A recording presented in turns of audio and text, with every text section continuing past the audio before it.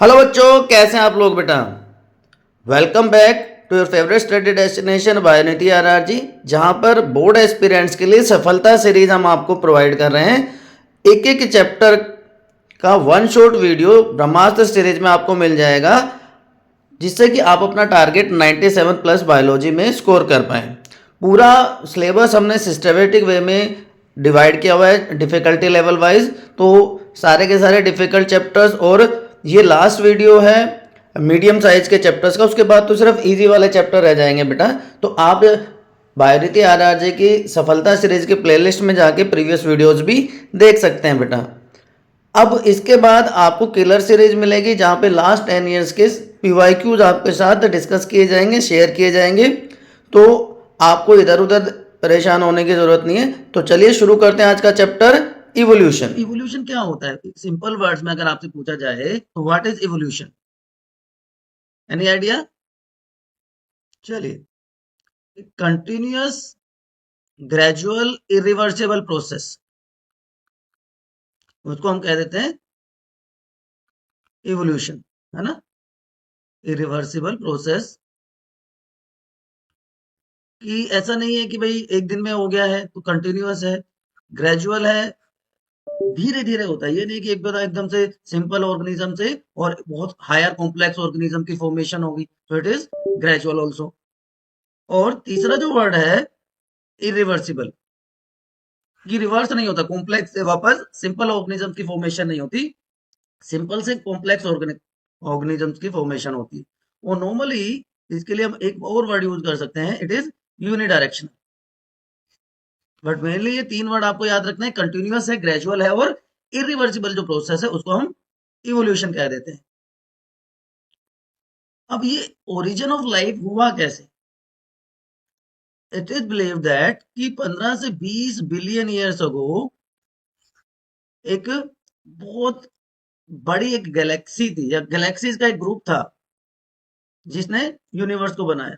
तो यूनिवर्स का जो ओरिजिन था वो स्टार्ट होता है बिग बैंग थ्योरी से। बिग बैंग थ्योरी किसने दी थी? अगर किसी को याद है तो बताइए। Big bang theory was given by demat Demeter, ठीक है। उन्होंने क्या कहा कि एक बड़ा सा एक्सप्लोजन हुआ, और उस एक्सप्लोजन की वजह से ये सारे का सारे जो मास है, गैलेक्सीज का जो ग्रुप है वो टूट गया। और ये सब कब हुआ? 15 से 20 बिलियन ईयर से, ठीक है। यूनिवर्स एक्सपेंड कर गया, और जो टेम्परेचर था वो धीरे धीरे गैसेस क्लाउड की फॉर्म में नीचे आता चला गया, कंडेंसेशन स्टार्ट हो गया। क्यों? Due to gravitation. और उस ग्रेविटेशन के बाद से ही फिर अलग अलग गैलेक्सीज की फॉर्मेशन होगी, ठीक है। तो big bang was the main reason behind formation of universe and galaxies. अब जो गैसियस क्लाउड बना, उस गैसियस क्लाउड को क्या नाम दिया गया? Nebulae. This gaseous cloud was known as नेबुली।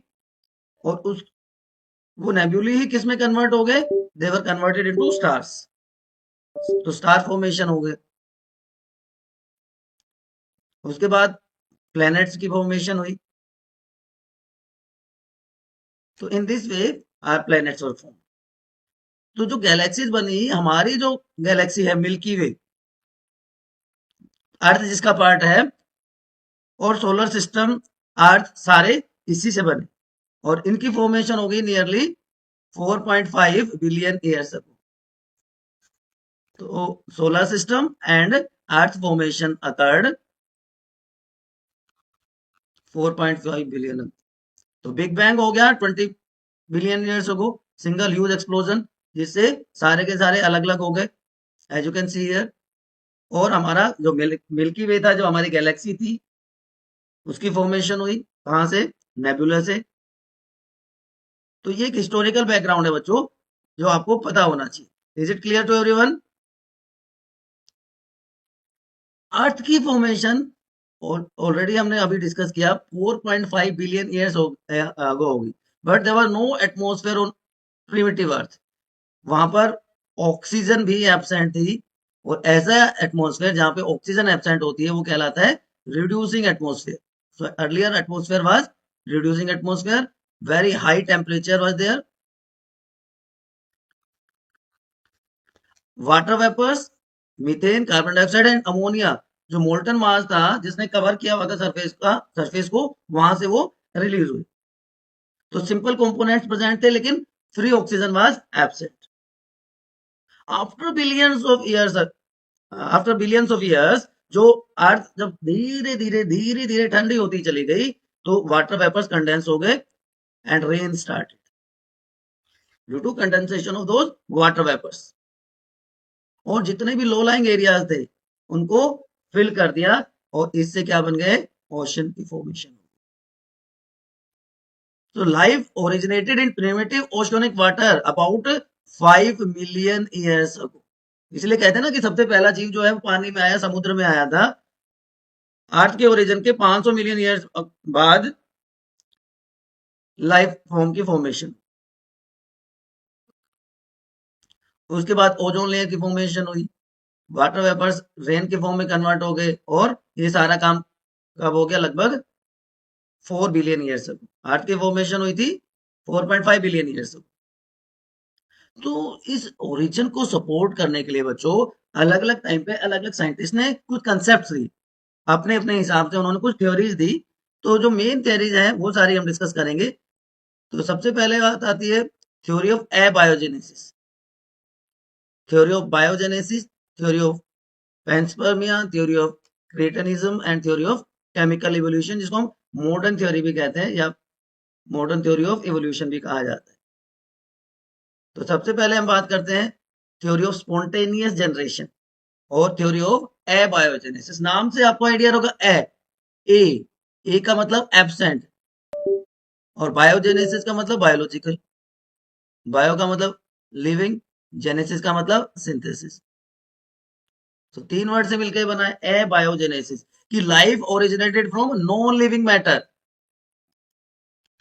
Non living और मतलब जो सब्सटेंसेस थे, डिकेइंग सब्सटेंसेस जो थे, रोटिंग सब्सटेंसेस जो थे, लाइक स्ट्रॉ, मड, उनसे लाइफ की फॉर्मेशन। ये मड आपको दिख रही है, और उसी से कहते हैं कि living organisms. This was having no scientific base, तो उसको डिस्कार्ड कर दिया था। वॉन हालमंड ने इसको सबसे ज्यादा सपोर्ट किया था। थ्योरी ऑफ स्पॉन्टेनियस जनरेशन, एबायोजेनेसिस ये क्या कह रही थी कि भाई, जो वॉन एलमोंट ने इसको सपोर्ट किया था कि भाई मड से ऑर्गेनिज्म की फॉर्मेशन होगी, लेकिन लुईस पास्चर, सबने नाम सुना होगा लुईस पास्चर का, उन्होंने इस थ्योरी को डिस्प्रूव कर दिया, डिस्कार्ड कर दिया। उन्होंने एक्सपेरिमेंटली स्वान नेक एक्सपेरिमेंट से प्रूव किया कि life came from pre existing life. कि उन्होंने ये इस तरह से एक फ्लास्क लिया, उसकी नेक को कव कर दिया और उसको हीट किया, तो नो ग्रोथ वाज ऑब्जर्व, क्योंकि हीटिंग की वजह से किल हो गए माइक्रो ऑर्गेनिजम्स। ठीक है, लेकिन जब उन्होंने इस फ्लास्क की जो बीम थी, जो नेक थी, उसको तोड़ दिया, तो यहां से माइक्रोब्स डायरेक्टली एंटर कर गए and microbial growth was observed in the flask, so which proved that life came from pre-existing life। ठीक है ना। और इसी के बेसिस पे उन्होंने दिया थ्योरी ऑफ बायोजेनेसिस। ए हटा दिया हमने, एब्सेंट हटा दिया, बायो मीन्स लिविंग और जेनेसिस मीन्स सिंथेसिस। तो फ्रांसिस्को रेड्डी और लुईस पास्चर इसके मेन कंट्रीब्यूटर्स थे, जिन्होंने कहा कि life came from pre existing life, जो पहले से ही लिविंग ऑर्गेनिजम्स प्रेजेंट हैं, उन्हीं से ऑर्गेनिजम्स की फॉर्मेशन हुई। और ये जो एक्सपेरिमेंट था, this was originally F Reddy's experiment. ठीक है, एफ रेड्डी का एक्सपेरिमेंट को ही उन्होंने बेस बनाया था। लेकिन ये थियरी भी ओरिजिन ऑफ फर्स्ट लाइफ को एक्सप्लेन नहीं कर पाई। ठीक है ना, रेड्डी के एक्सपेरिमेंट का बेस बनाया, रेड्डी ने पहले आइडिया दिया स्टेरलाइज फ्लास्क से, और उसी को फिर पास्चर ने एक्सपेरिमेंटली प्रूव कर दिया। लेकिन पहली लाइफ कैसे अपेयर हुई ये नहीं पता चल पाया।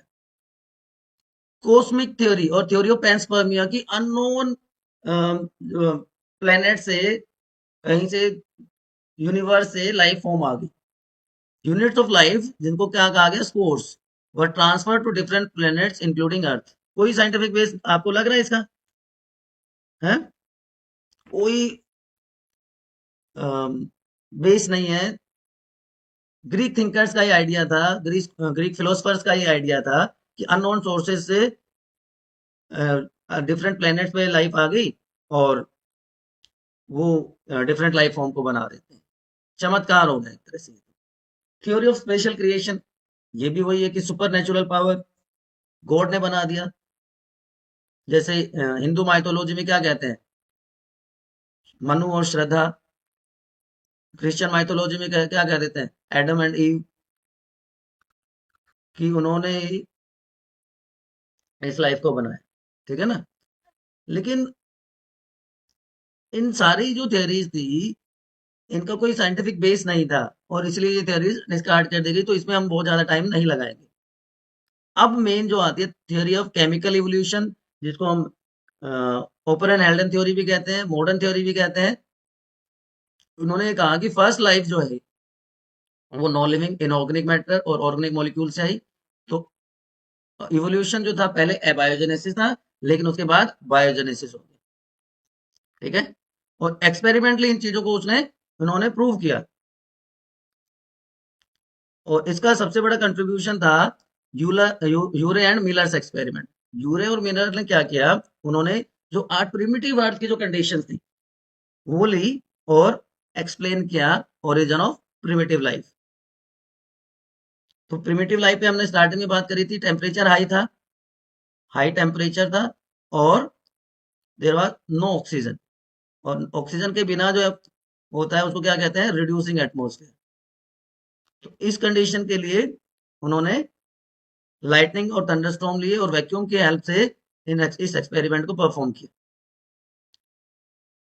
चार चीजें ली उन्होंने, methane, as you can see, ammonia, water vapours and hydrogen gas. क्योंकि फ्री ऑक्सीजन नहीं थी, ध्यान रखना। प्रिमिटिव कंडीशन के लिए हाई टेम्परेचर और थंडरस्टॉर्म, वोल्केनिक स्टॉर्म, इस चार चीजों के मिक्सचर को उन्होंने वैक्यूम के थ्रू सर्कुलेट करवाया फॉर अबाउट 1 वीक। ठीक है। और 1 वीक के बाद उन्होंने देखा कि सिंपल सब्सटेंसेस से अमीनो एसिड्स की फॉर्मेशन होगी। और जो मेन अमीनो एसिड बने उनको आप आग से याद रख सकते हो, AG, alanine, एस्पर्टिक acid and glycine. ये 3 अमीनो एसिड उन्होंने ऑब्जर्व किए। दूसरा इंपॉर्टेंट क्वेश्चन इसमें आता है कि मीथेन, अमोनिया और हाइड्रोजन का रेशियो क्या था। 2:1:2, 2:1:2 था। वाटर वेपर्स को क्लोज फ्लास्क में लिया गया था। तो 3 अमीनो एसिड, एलेनिन, एस्पर्टिक एसिड और ग्लाइसिन की फॉर्मेशन हुई, आग बनी। आप सिंपल इस तरह से याद रख सकते हो। हाई टेम्परेचर 800 डिग्री सेल्सियस का मेंटेन किया गया। इसी तरह के और एक्सपेरिमेंट परफॉर्म किए गए जहां पे शुगर, नाइट्रोजनस बेसिस, फैट्स की फॉर्मेशन को भी शो किया गया। तो ये एक्सपेरिमेंटल एविडेंस था ओपेरन की थ्योरी का। ठीक है। हेल्डन ने एक वर्ड यूज किया, था प्रीबायोटिक सूप या हॉट डाइल्यूट सूप। प्रीबायोटिक या हॉट बायोटिक सूप, क्या मतलब था इसका, कि जो ऑर्गेनिक कंपाउंड का मिक्सचर था प्रिमिटिव एटमॉस्फेयर पे, ओशोनिक वाटर में जो बना, इसके लिए उन्होंने एक वर्ड यूज किया, हॉट डाइल्यूट सूप। ठीक है। यहां तक कोई कंफ्यूजन है बताइए। और इसी से फिर फर्स्ट नॉन सेलुलर फॉर्म जो लाइफ की आई वो 3 बिलियन साल पहले आई। वो सेल्फ रेप्लिकेटिंग मेटाबॉलिक कैप्सूल जैसे सब्सटेंसेस थे, मैक्रोमोलेक्यूल थे, जैसे आरएनए, प्रोटीन, पॉलीसेकेराइड एटसेट्रा। और उनको क्या नाम दिया गया, उनको नाम दिया गया प्रोटोबायोन्ट्स या मायोबायोन्ट्स। दे वर कॉल्ड प्रोबायोन्ट्स। ठीक है। RNA was the first genetic material, probably RNA was the first genetic material. लेकिन हायर ऑर्गेनिज्म में, कॉम्प्लेक्स ऑर्गेनिज्म में डीएनए जेनेटिक मटेरियल होता है। आरएनए जेनेटिक मटेरियल क्या क्यों था, क्योंकि ये राइबोजाइम है, acts as ribozyme for the synthesis of lipids and proteins. और इन्हीं लिपिड और प्रोटीन से सेल मेम्ब्रेन या प्लाज्मा मेम्ब्रेन की सिंथेसिस होती है। तो इसलिए आरएनए को कंसिडर किया गया है फर्स्ट जेनेटिक मटेरियल। उसके बाद राइबोज, जो राइबोज की सिंथेसिस होती है वो इजी हो सकती है एज कंपेयर टू डीऑक्सीराइबोज, इसलिए भी ये माना गया कि आरएनए वाज द इनिशियल या फर्स्ट जेनेटिक मटेरियल। ठीक है, तो जो प्रोबायोन्ट्स बने, प्रोटोबायोन्ट्स बने, इनके लिए भी दो वर्ड यूज किए गए, इनको कहा गया coacervates and microspheres. Microsphere and coacervates word were used, कि ओपेरॉन ने तो इनको नाम क्या दे दिया था, कोसर्वेट्स, कि केमिकल का मास था जो वाटर की कवरिंग थी, जिसके ऊपर वाटर की कवरिंग से केमिकल्स एक साथ इकट्ठे थे, या हम कह सकते हैं देवर कोलोइडल ड्रॉपलेट्स। कोलोइडल ड्रॉपलेट्स थे जिन्होंने ग्रोथ शो की और डिफ्यूजन के थ्रू उन्होंने अपना साइज बढ़ाया या गैसेस एक्सचेंज किया, but no cell division occur. और इन्हीं के लिए वर्ड यूज किया गया माइक्रोस्फेयर। सिडनी फोक्स ने वर्ड यूज किया microsphere, and microsphere were considered as precursor of first cell, precursor of first cell. अब ये क्या थे, ये इस तरह के स्ट्रक्चर्स थी। अगर इस केमिकल एग्रीगेशन में प्रोटीन का कंटेंट हाई था, मेम्ब्रेन लाइक स्ट्रक्चर प्रेजेंट थी, और इसमें डिवीजन स्टार्ट हो गया, बडिंग या फ्यूजन जैसा प्रोसेस स्टार्ट हो गया, तो उनको क्या कहा गया, माइक्रोस्फेयर्स। याद रहेगा बच्चों, बिल्कुल सिंपल सिंपल सी बेसिक चीजें आपको बता रहा हूं। तो फर्स्ट सेलुलर लाइफ फॉर्म आ गई अबाउट 2 मिलियन ईयर्स हो। कहां पे आई, प्रिमिटिव ओशियनिक वाटर में।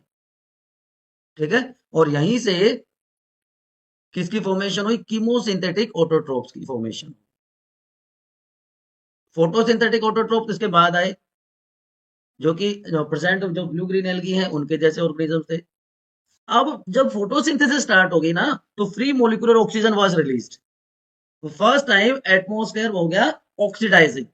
ओजोन लेयर की फॉर्मेशन, जिसने हमें अल्ट्रावायलेट रेडिएशन से प्रोटेक्शन दे रखी है, एक्वेटिक वेजिटेशन, उसके बाद लैंड वेजिटेशन, और उसके बाद एनिमल्स की फॉर्मेशन। ठीक है ना, तो ये सारी चीजें हुई, इसका क्या प्रूफ था, क्या एविडेंसेस थे। आप उन्हीं की बात करते हैं, एविडेंसेस ऑफ इवोल्यूशन या evidences for evolution. Organic biological evolution means changes हुए लिविंग ऑर्गेनिजम्स में जनरेशन आफ्टर जनरेशन, और जब वो अक्यूमुलेट हो गए बहुत सारी जनरेशन के बाद, तो उससे एक नई स्पीशीज की फॉर्मेशन होती है। तो क्या कहेंगे आप, यूनिट ऑफ इवोल्यूशन क्या है, what is unit of evolution. चलिए बताइए फटाफट कमेंट कमेंट सेक्शन में, कहीं आपने कभी पढ़ा हो तो, what is unit of evolution. Population जो होती है ना बच्चों, पॉपुलेशन को कहते हैं यूनिट ऑफ इवोल्यूशन। ठीक है, तो अलग अलग टाइप के एविडेंसेस हैं। पैलेंटोलॉजिकल जो फॉसिल रिकॉर्ड्स पे बेस्ड हैं, मॉर्फोलॉजी और एनाटॉमिक के एविडेंसेस हैं, बायोजियोग्राफिकल एविडेंसेस हैं जिसमें एडेप्टिव रेडिएशन बहुत इंपॉर्टेंट रोल प्ले करता है, biochemical, embryological and evidences by natural selection. एक एक करके इनकी बात करते हैं। तो सबसे पहले वर्ड जो आता है that is palaeontology, study of fossils. Study of fossils को बच्चों कह देते हैं पैलिएंटोलॉजी। ठीक है, तो वहां से जो एविडेंसेस मिलेंगे वो क्या कहलाएंगे, पैलिएंटोलॉजिकल एविडेंसेस। जॉर्ज क्यूवियर को फादर ऑफ मॉडर्न पैलिएंटोलॉजी कहा जाता है, फादर ऑफ मॉडर्न पैलिएंटोलॉजी। और इंडियन पैलिएंटोलॉजी का फादर किसको कहा जाता है, Birbal Sahni. Birbal Sahni is father of Indian palaeontology. Fossils mainly कौन सी रॉक्स में मिलते हैं, याद रखना, सेडिमेंट्री रॉक्स में। Fossils mainly found in sedimentary rocks. उसमें अलग अलग स्ट्रेटा, अलग अलग लेयर्स होती हैं, इस तरह से अलग अलग स्ट्रेटा या लेयर्स प्रेजेंट होती है। लेयर्स में जो ओल्डेस्ट होगा वो डीपेस्ट मिलेगा, और जो न्यूएस्ट होगा वो टॉप मोस्ट मिलेगा। और फॉसिल्स की स्टडी अलग अलग स्ट्रेटा में यूज करने के बाद ही इवोल्यूशनरी हिस्ट्री का पता चला अर्थ का, और उसको मेजर टाइम लाइन्स में डिवाइड किया गया, जिसमें ईरा, पीरियड एंड इपोक। जैसे हमारी इपोक घड़ी में होता है ना, एक सबसे बड़ा आर की सुई होती है, फिर मिनट की सुई होती है, फिर सेकंड की सुई होती है। तो यहाँ पे सबसे बड़ी यूनिट ईरा है, फिर उसी से क्या बने, पीरियड्स बने, और उसी के बाद इपोक की फॉर्मेशन। ठीक है, तो ये जो फोसिल्स हैं वो अलग अलग फॉर्म में मिलते हैं। जियोलॉजिकल टाइम स्केल की बात हम आगे करेंगे। ठीक है, स्पेशल अलग से इसका डिस्कशन करेंगे। अब ये जो फॉसिल्स होते हैं कास्ट की फॉर्म में मिल सकते हैं, मोल्ड्स की फॉर्म में मिल सकते हैं, इम्प्रिंट्स की फॉर्म में मिल सकते हैं। तो फॉसिल्स इंपॉर्टेंट रोल प्ले करते हैं और इसीलिए उनको रिटर्न डॉक्यूमेंट्स कहा जाता है। इवोल्यूशन का रिटर्न डॉक्यूमेंट क्या होता है, फॉसिल होता है।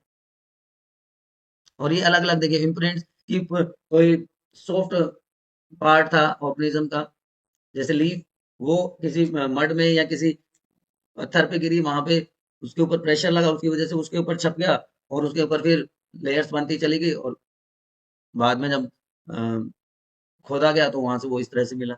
या किसी ऑर्गेनिज्म की डेथ हो गई, वो ऐसे चिपक गया, आप कई बार आपने देखा भी होगा, आसपास भी कई बार ऐसा हो जाता है। तो ये सारे एविडेंसेस होते हैं। पैलेंटोलॉजिकल एविडेंसेस में एक वर्ड आता है फाइलोजेनी, और दूसरा वर्ड है ओंटोलॉजी।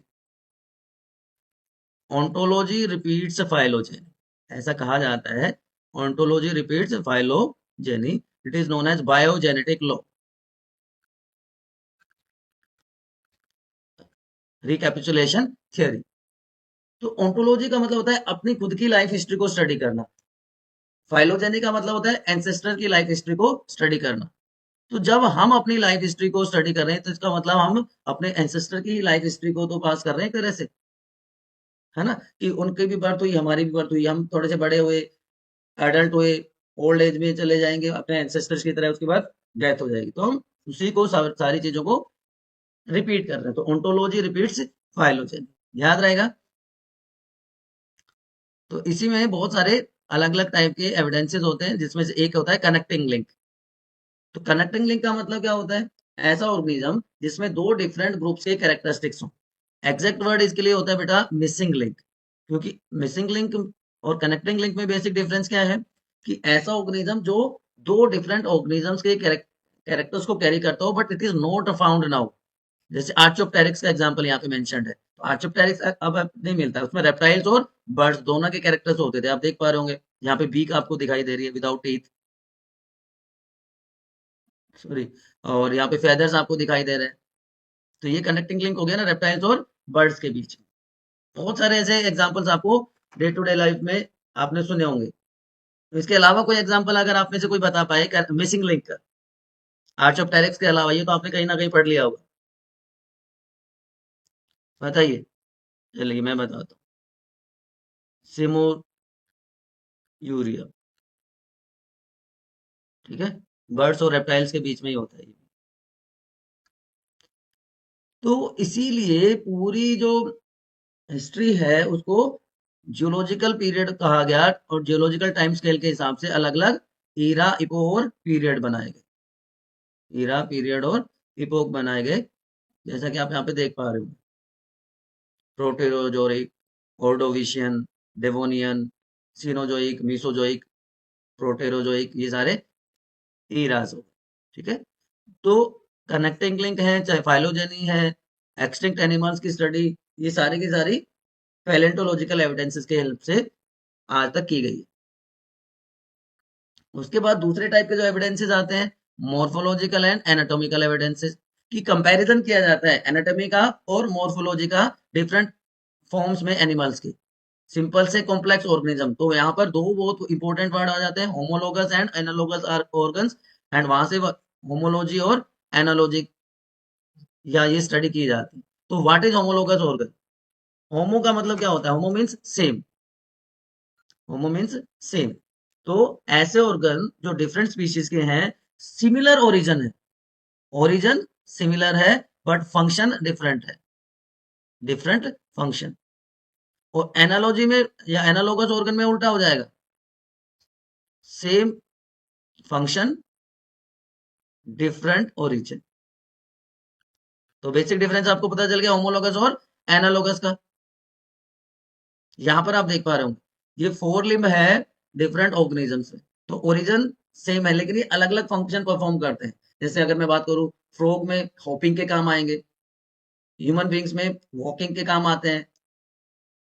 दूसरा एनालॉजी में आप देख पा रहे होंगे विंग्स हैं, विंग्स का काम क्या होता है, विंग्स का काम होता है फ्लाइंग करना, तो फंक्शन सेम है लेकिन wings of butterfly, wings of bat, ये बैट के विंग्स आप देख पा रहे होंगे बटरफ्लाई के, तो दोनों की स्ट्रक्चर आपको काफी हद तक अलग अलग दिख रही है।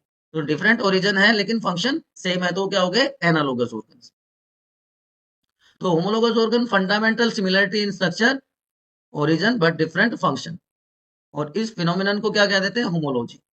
तो वही एग्जांपल जो अभी मैंने बताया, फोर लिम्स, मैन में ग्रेस्पिंग के काम आ जाएंगे, बैट में फ्लाइंग के काम आ रहा है, वेल में स्विमिंग के काम आ जाता है, चीता में रनिंग के काम आ जाएगा। तो सब में बेसिक स्ट्रक्चर सेम है, ह्यूमरस है, रेडियस है, अल्ना है, ठीक है ना। तो ऐसे ऑर्गन को होमोलोगस ऑर्गन कहते हैं। उसके अलावा जो है माउथ पार्ट्स की बात एग्जांपल ले सकते हो आप, इंसेक्ट्स के माउथ पार्ट्स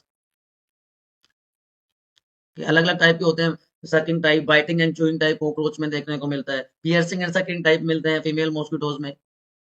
उसके अलावा प्लांट्स अगर एग्जांपल लें तो कुकर बीट्स में टेंड्रिल्स मिलते हैं, कुकर बीट का टेंड्रिल, और बोगनविलिया में आपने देखा है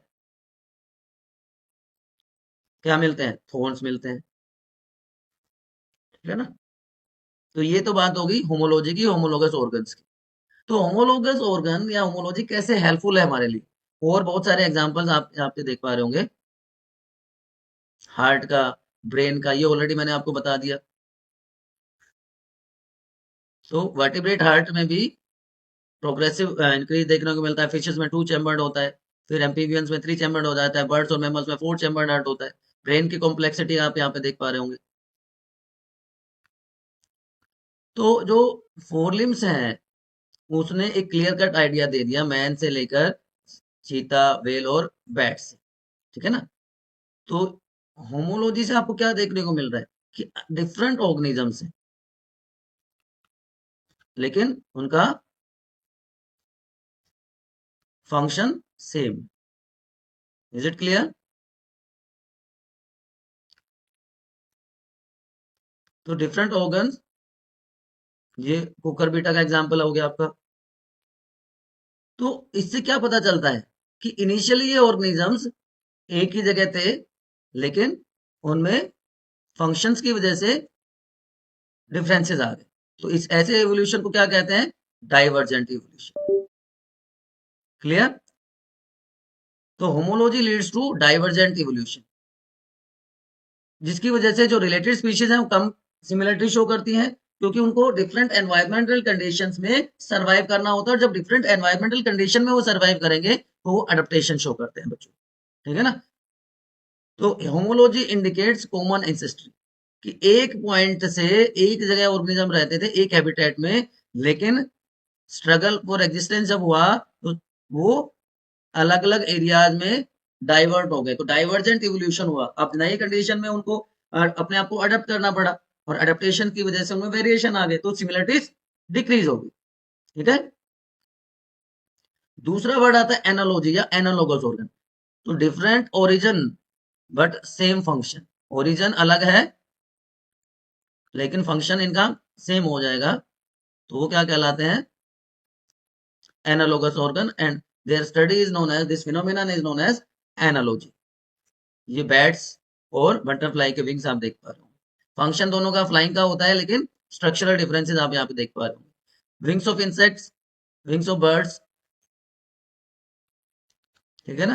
क्या डिफरेंस है, वहां पे काइटिनस फ्लैप के बने होते हैं लेकिन यहाँ पे मॉडिफाइड फोर लिम्स होते हैं बर्ड्स में। Eyes of octopus and mammals, उसमें डिफरेंस आपको देखने को मिलता है लेकिन फंक्शन दोनों का सेम है, विजन में हेल्प करते हैं। ये flipper of penguin and dolphin, ये बहुत इंपॉर्टेंट एग्जांपल है। उसके अलावा पोटैटो एंड स्वीट पोटैटो का एग्जांपल आप ले सकते हैं। मॉडिफाइड रूट है स्वीट पोटैटो और मॉडिफाइड स्टेम है पोटैटो, लेकिन दोनों में क्या होता है, स्टोर्ड फूड होता है। तो ये कुछ बेसिक डिफरेंसेस हैं जिससे आपको पता चलता है कि ऑर्गेनिजम्स चाहे वो डिफरेंट हैं लेकिन डिफरेंट एरियाज से एक पॉइंट पर आ गए। तो इससे क्या हो गया, कन्वर्जेंस हो गया। तो एनालॉजी या analogous organs leads to convergent evolution. भाई अलग अलग जो अनरिलेटेड स्पीशीज हैं वो ज्यादा सिमिलर हो गए एडेप्टेशन की वजह से, सिमिलर एनवायरमेंटल कंडीशन में, चाहे वो फिशेस की बात करें चाहे हम लैंड रेप्टाइल्स की बात करें। तो दोनों चीजें आपको क्लियर हो गई होंगी कि होमोलॉजी से क्या आया था, डाइवर्जेंट एवोल्यूशन, एनालॉजी से क्या आ गया, कन्वर्जेंट एवोल्यूशन। तो जो अनरिलेटेड एनिमल्स हैं जैसे फिशेज हैं, लैंड रेप्टाइल्स हैं, लैंड मैमल्स हैं, ये एक जैसे कंडीशन में सर्वाइव कर पाते हैं। ठीक है, उसके बाद बात आती है तीसरी, बायोकेमिकल एविडेंसेस। बायोकेमिकल्स क्या होते हैं, चलिए उससे पहले मैं दो वर्ड और बता देता हूं आपको। बायोकेमिकल एविडेंसेस से पहले कनेक्टिंग लिंक और मिसिंग लिंक की हमने थोड़ी देर पहले बात करी थी। Connecting link and missing link, कि कनेक्टिंग लिंक में भी और मिसिंग लिंक में ऑर्गेनिज्म में दो डिफरेंट ग्रुप्स के कैरेक्टरिस्टिक्स होते हैं। अगर वो अभी भी मिलता है तो वो क्या कहलाएगा, कनेक्टिंग लिंक। अगर वो एब्सेंट हो गया है तो वो क्या कहलाएगा, मिसिंग लिंक। और मिसिंग लिंक का एग्जांपल मैंने आपको बता दिया था, आर्चोप्टेरिक्स। ठीक है ना, आर्चोप्टेरिक्स। लेकिन उसके अलावा भी कुछ वर्ड्स होते हैं ना, सॉरी कुछ एग्जांपल्स होते हैं connecting link sorry missing link. Connecting link का एग्जांपल अगर आप में से कोई बता सकता है तो, लिम्यूलस, किंग क्रैब जिसको कहते हैं। और इसी से रिलेटेड एक और वर्ड होता है एटाविज्म, रीअपियरेंस ऑफ एंसेस्ट्रल कैरेक्टर्स, कि जो एंसेस्टर्स में जो कैरेक्टर थे वो दोबारा से आ जाते हैं कुछ ऑर्गेनिजम्स में। उस प्रोसेस को बच्चों कहते हैं एटाविज्म। आपने देखा होगा या सुना होगा एटलीस्ट कि कुछ ह्यूमन किड्स में छोटी सी टेल रीअपियर हो जाती है। तो जो हमारे एंसेस्टर थे मंकीज, उनमें टेल होती थी, तो वो कैरेक्टर कई बार बच्चे में रीअपियर हो जाता है। तो वो प्रोसेस क्या कहलाती है, एटाविज्म। तो homologous organ, analogous organ, missing link, connecting link and एटाविज्म, ये मॉर्फोलॉजिकल एंड एनाटॉमिकल एविडेंसेस। अब बात करते हैं बायोकेमिकल एविडेंसेस की। बायोकेमिकल, बायो मीन्स कोई लिविंग ऑर्गेनिज्म हो गया, केमिकल मीन्स केमिकल सब्सटेंसेस।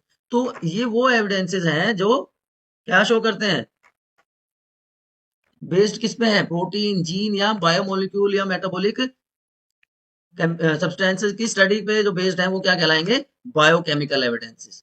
तो ये भी कॉमन एंसेस्ट्री शो करते हैं, ये भी बताते हैं कि एक सिंपल ऑर्गेनिज्म से अलग अलग ऑर्गेनिजम्स की फॉर्मेशन हुई। अब देखिए ये प्रोसेस सब ऑर्गेनिजम्स में कॉमन होती है। ट्रांसक्रिप्शन, डीएनए से मैसेंजर आरएनए की फॉर्मेशन होगी और मैसेंजर आरएनए से प्रोटीन की फॉर्मेशन होगी बाय ट्रांसलेशन प्रोसेस। तो ये सब में कॉमन है। तो बायोलॉजिकल जो बायोजियोग्राफिकल एविडेंसेस हैं वो बहुत इंपॉर्टेंट रोल प्ले करते हैं। जैसे बायोकेमिकल एविडेंसेस का देखा, ब्लड ग्रुपिंग का एग्जांपल दे सकते हो आप। ब्लड ग्रुपिंग सेम होती है सारे के सारे ऑर्गेनिजम्स में, तो ये भी कॉमन एंसेस्ट्री को रिप्रेजेंट करती है, शो करती है ना। उसके अलावा आप डीएनए की स्ट्रक्चर का एग्जांपल ले सकते हैं। उसके बाद आते हैं बायो जियोग्राफिकल। बायो केमिकल से हम कहा शिफ्ट हो गए बायो जियोग्राफी पे, कि लोकेशन वाइज क्या उसमें एविडेंसेस है। बायो जियोग्राफी क्या होती है, एनिमल और प्लांट जो कि प्रेजेंट है अर्थ पे, उनकी स्टडी, अर्थ पे जो है उनकी स्टडी को हम क्या कह देते हैं, बायो जियोग्राफी। तो जो कि प्रेजेंट है कॉन्टिनेंट्स हैं, वो इनिशियली एक बड़ा सा मास था, ठीक है, जिसको क्या कहा गया, पेंजिया। पेंजिया में क्या हुआ, जो जियोलॉजिकल चेंजेस हुए। तो ये जो सुपर कॉन्टिनेंट था हमारा पेंजिया, कॉन्टिनेंटल ड्रिफ्ट की वजह से ये टूट गया और हमारे कॉन्टिनेंट्स बने। एंड ये कॉन्टिनेंट्स आज भी एक दूसरे से शिफ्ट हो रहे हैं, दूर मूव कर रहे हैं। हर 100 साल में ये कहते हैं कि 15 सेंटीमीटर दूर हो जाते हैं, 15 सेंटीमीटर ड्रिफ्ट हो जाते हैं। ठीक है ना। तो according to environmental condition, different species of flora and fauna, plant and animals evolved in these continents. तो ये जो कॉन्टिनेंट की फॉर्मेशन है, डाइवर्सिफिकेशन है प्लांट्स की और एनिमल्स की, उसको क्या कहा गया, कॉन्टिनेंटल ड्रिफ्ट। इसके लिए क्या वर्ड यूज किया गया, कॉन्टिनेंटल ड्रिफ्ट। क्लियर है बच्चों?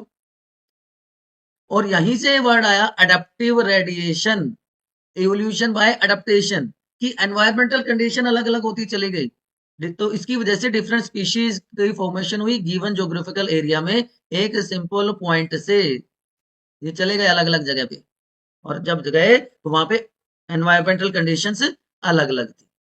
ये देखिए डार्विन की फिंचेस इसका बेस्ट एग्जांपल है। आपको पता है, आपको याद है एचएमएस बीगल शिप पे डार्विन ट्रेवल कर रहा था, वो एक जगह पे पहुंचे जिसको क्या कहा गया, गैलापागोस आइलैंड। वहां पे स्मॉल स्पैरोज थी जिनको फिंचेस कहा गया।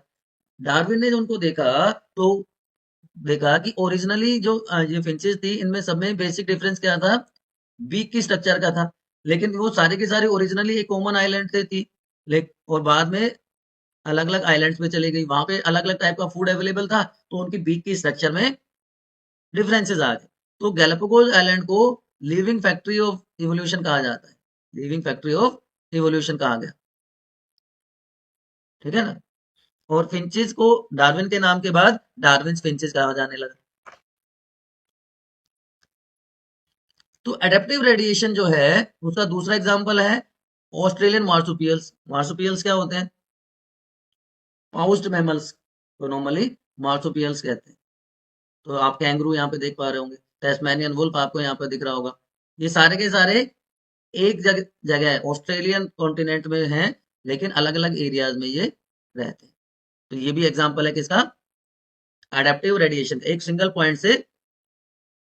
तो एडेप्टिव रेडिएशन को हम क्या कह सकते हैं अब, डाइवर्जेंट इवोल्यूशन, डाइवर्जेंट इवोल्यूशन। ठीक है ना? तो डाइवर्जेंट इवोल्यूशन किसकी वजह से हो रहा था, एनालॉजी की वजह से, एक पॉइंट से अलग अलग एरिया में जाना। कॉमन एंसेस्टर है यहाँ पे देखिए, और यहाँ से कैंगरू आपको दिख रहा है, आपको फ्लाइंग फ्लैंजेस दिख रही है, नहीं यहाँ पे नहीं दिखा यार, ये रहा। शुगर ग्लाइडर आपको दिख रहा है, मार्सुपियल रैट आपको दिख रहा है यहाँ पे, मार्सुपियल रैट आपको दिख रहा है, कोयला आपको दिख रहा है। तो ये कन्वर्जेंट एवोल्यूशन का एग्जाम्पल, नहीं सॉरी डाइवर्जेंट एवोल्यूशन का एग्जाम्पल। ठीक है ना? डार्विन फिंचेस हो गया। एक और एग्जाम्पल आप ले सकते हैं, placental mammal, sorry pouched animal जिनको हम कह रहे थे। अब जब एक से ज्यादा अडेप्टिव रेडिएशन एक ज्योग्राफिकल एरिया में हो जाए उसको कन्वर्जेंट एवोल्यूशन कहा जाता है। तो ऑस्ट्रेलिया में मार्सुपियल्स भी हैं और वहां पे प्लेसेंटल मैमल्स भी हैं। ठीक है ना? More than one adaptive radiation occurs in isolated geographical area representing different habitats, वहां पे हैबिटेट अलग होंगे, इसलिए उसको क्या कह देते हैं, कन्वर्जेंट इवोल्यूशन या कन्वर्जेंस। याद रहेगा बच्चों आपको, याद रहेगा आपको? चलिए बहुत अच्छी बात। तो ये एविडेंसेस हो गए। प्लेसेंटल मैमल्स में क्या क्या आते हैं, मोल, एंट ईटर, माउस, लेम्यूर और फ्लाइंग स्क्विरल। और ऑस्ट्रेलियन मार्सुपियल्स में आ जाएंगे नुम्बैट जो एंट ईटर होता है, स्पॉटेड कुकस होता है, फ्लाइंग फ्लेंजर होता है। तो ये कन्वर्जेंट इवोल्यूशन आपको अब समझ में आ गया। अडेप्टिव रेडिएशन कि एक कॉमन पॉइंट से अलग अलग एरिया में चले जाना, रेडिएट हो जाना, तो सीधी सी बात है, ये आप चक्रव्यूह की तरह देख लीजिए, ये था और यहाँ से आप अलग अलग डायरेक्शन में इनको भेज दीजिए, तो ये तो क्या हो गया, एडेप्टिव रेडिएशन। अब जब एक से ज्यादा एडेप्टिव रेडिएशन एक ही एरिया में हो जाए तो उसको क्या कह दोगे, क्या कह दोगे आप, कन्वर्जेंट इवोल्यूशन। बेस्ट एग्जांपल आप याद रख लीजिए, ऑस्ट्रेलिया, ऑस्ट्रेलिया में प्लेसेंटल मैमल्स भी मिलते हैं और मार्सुपियल्स भी मिलते हैं। ठीक है, याद रहेगा। Embryological evidences, what is embryology, embryology क्या होती है, चलिए बताइए, आप में से कितनों को याद है what is embryology. Embryo, embryo क्या होता है, अगर ये याद है तो आप एम्ब्रियोलॉजिकल एविडेंसेस आप बता देंगे।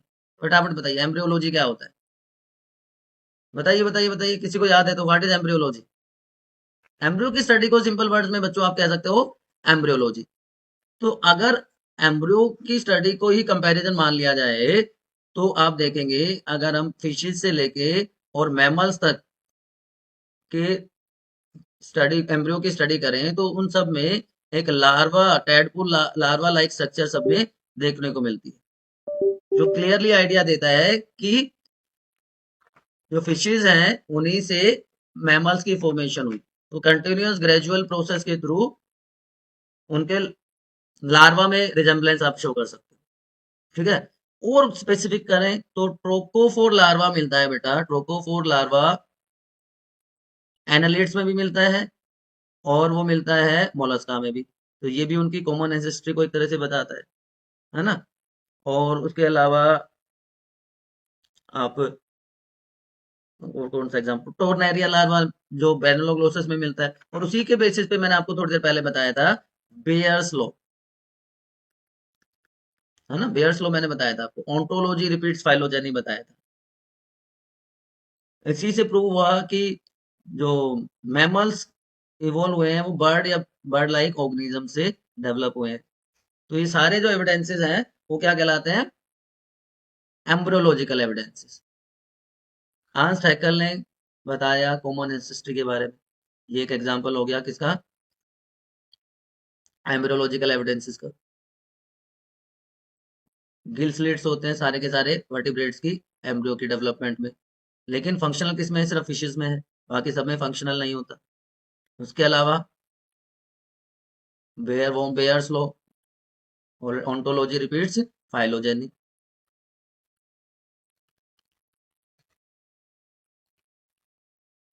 ठीक है,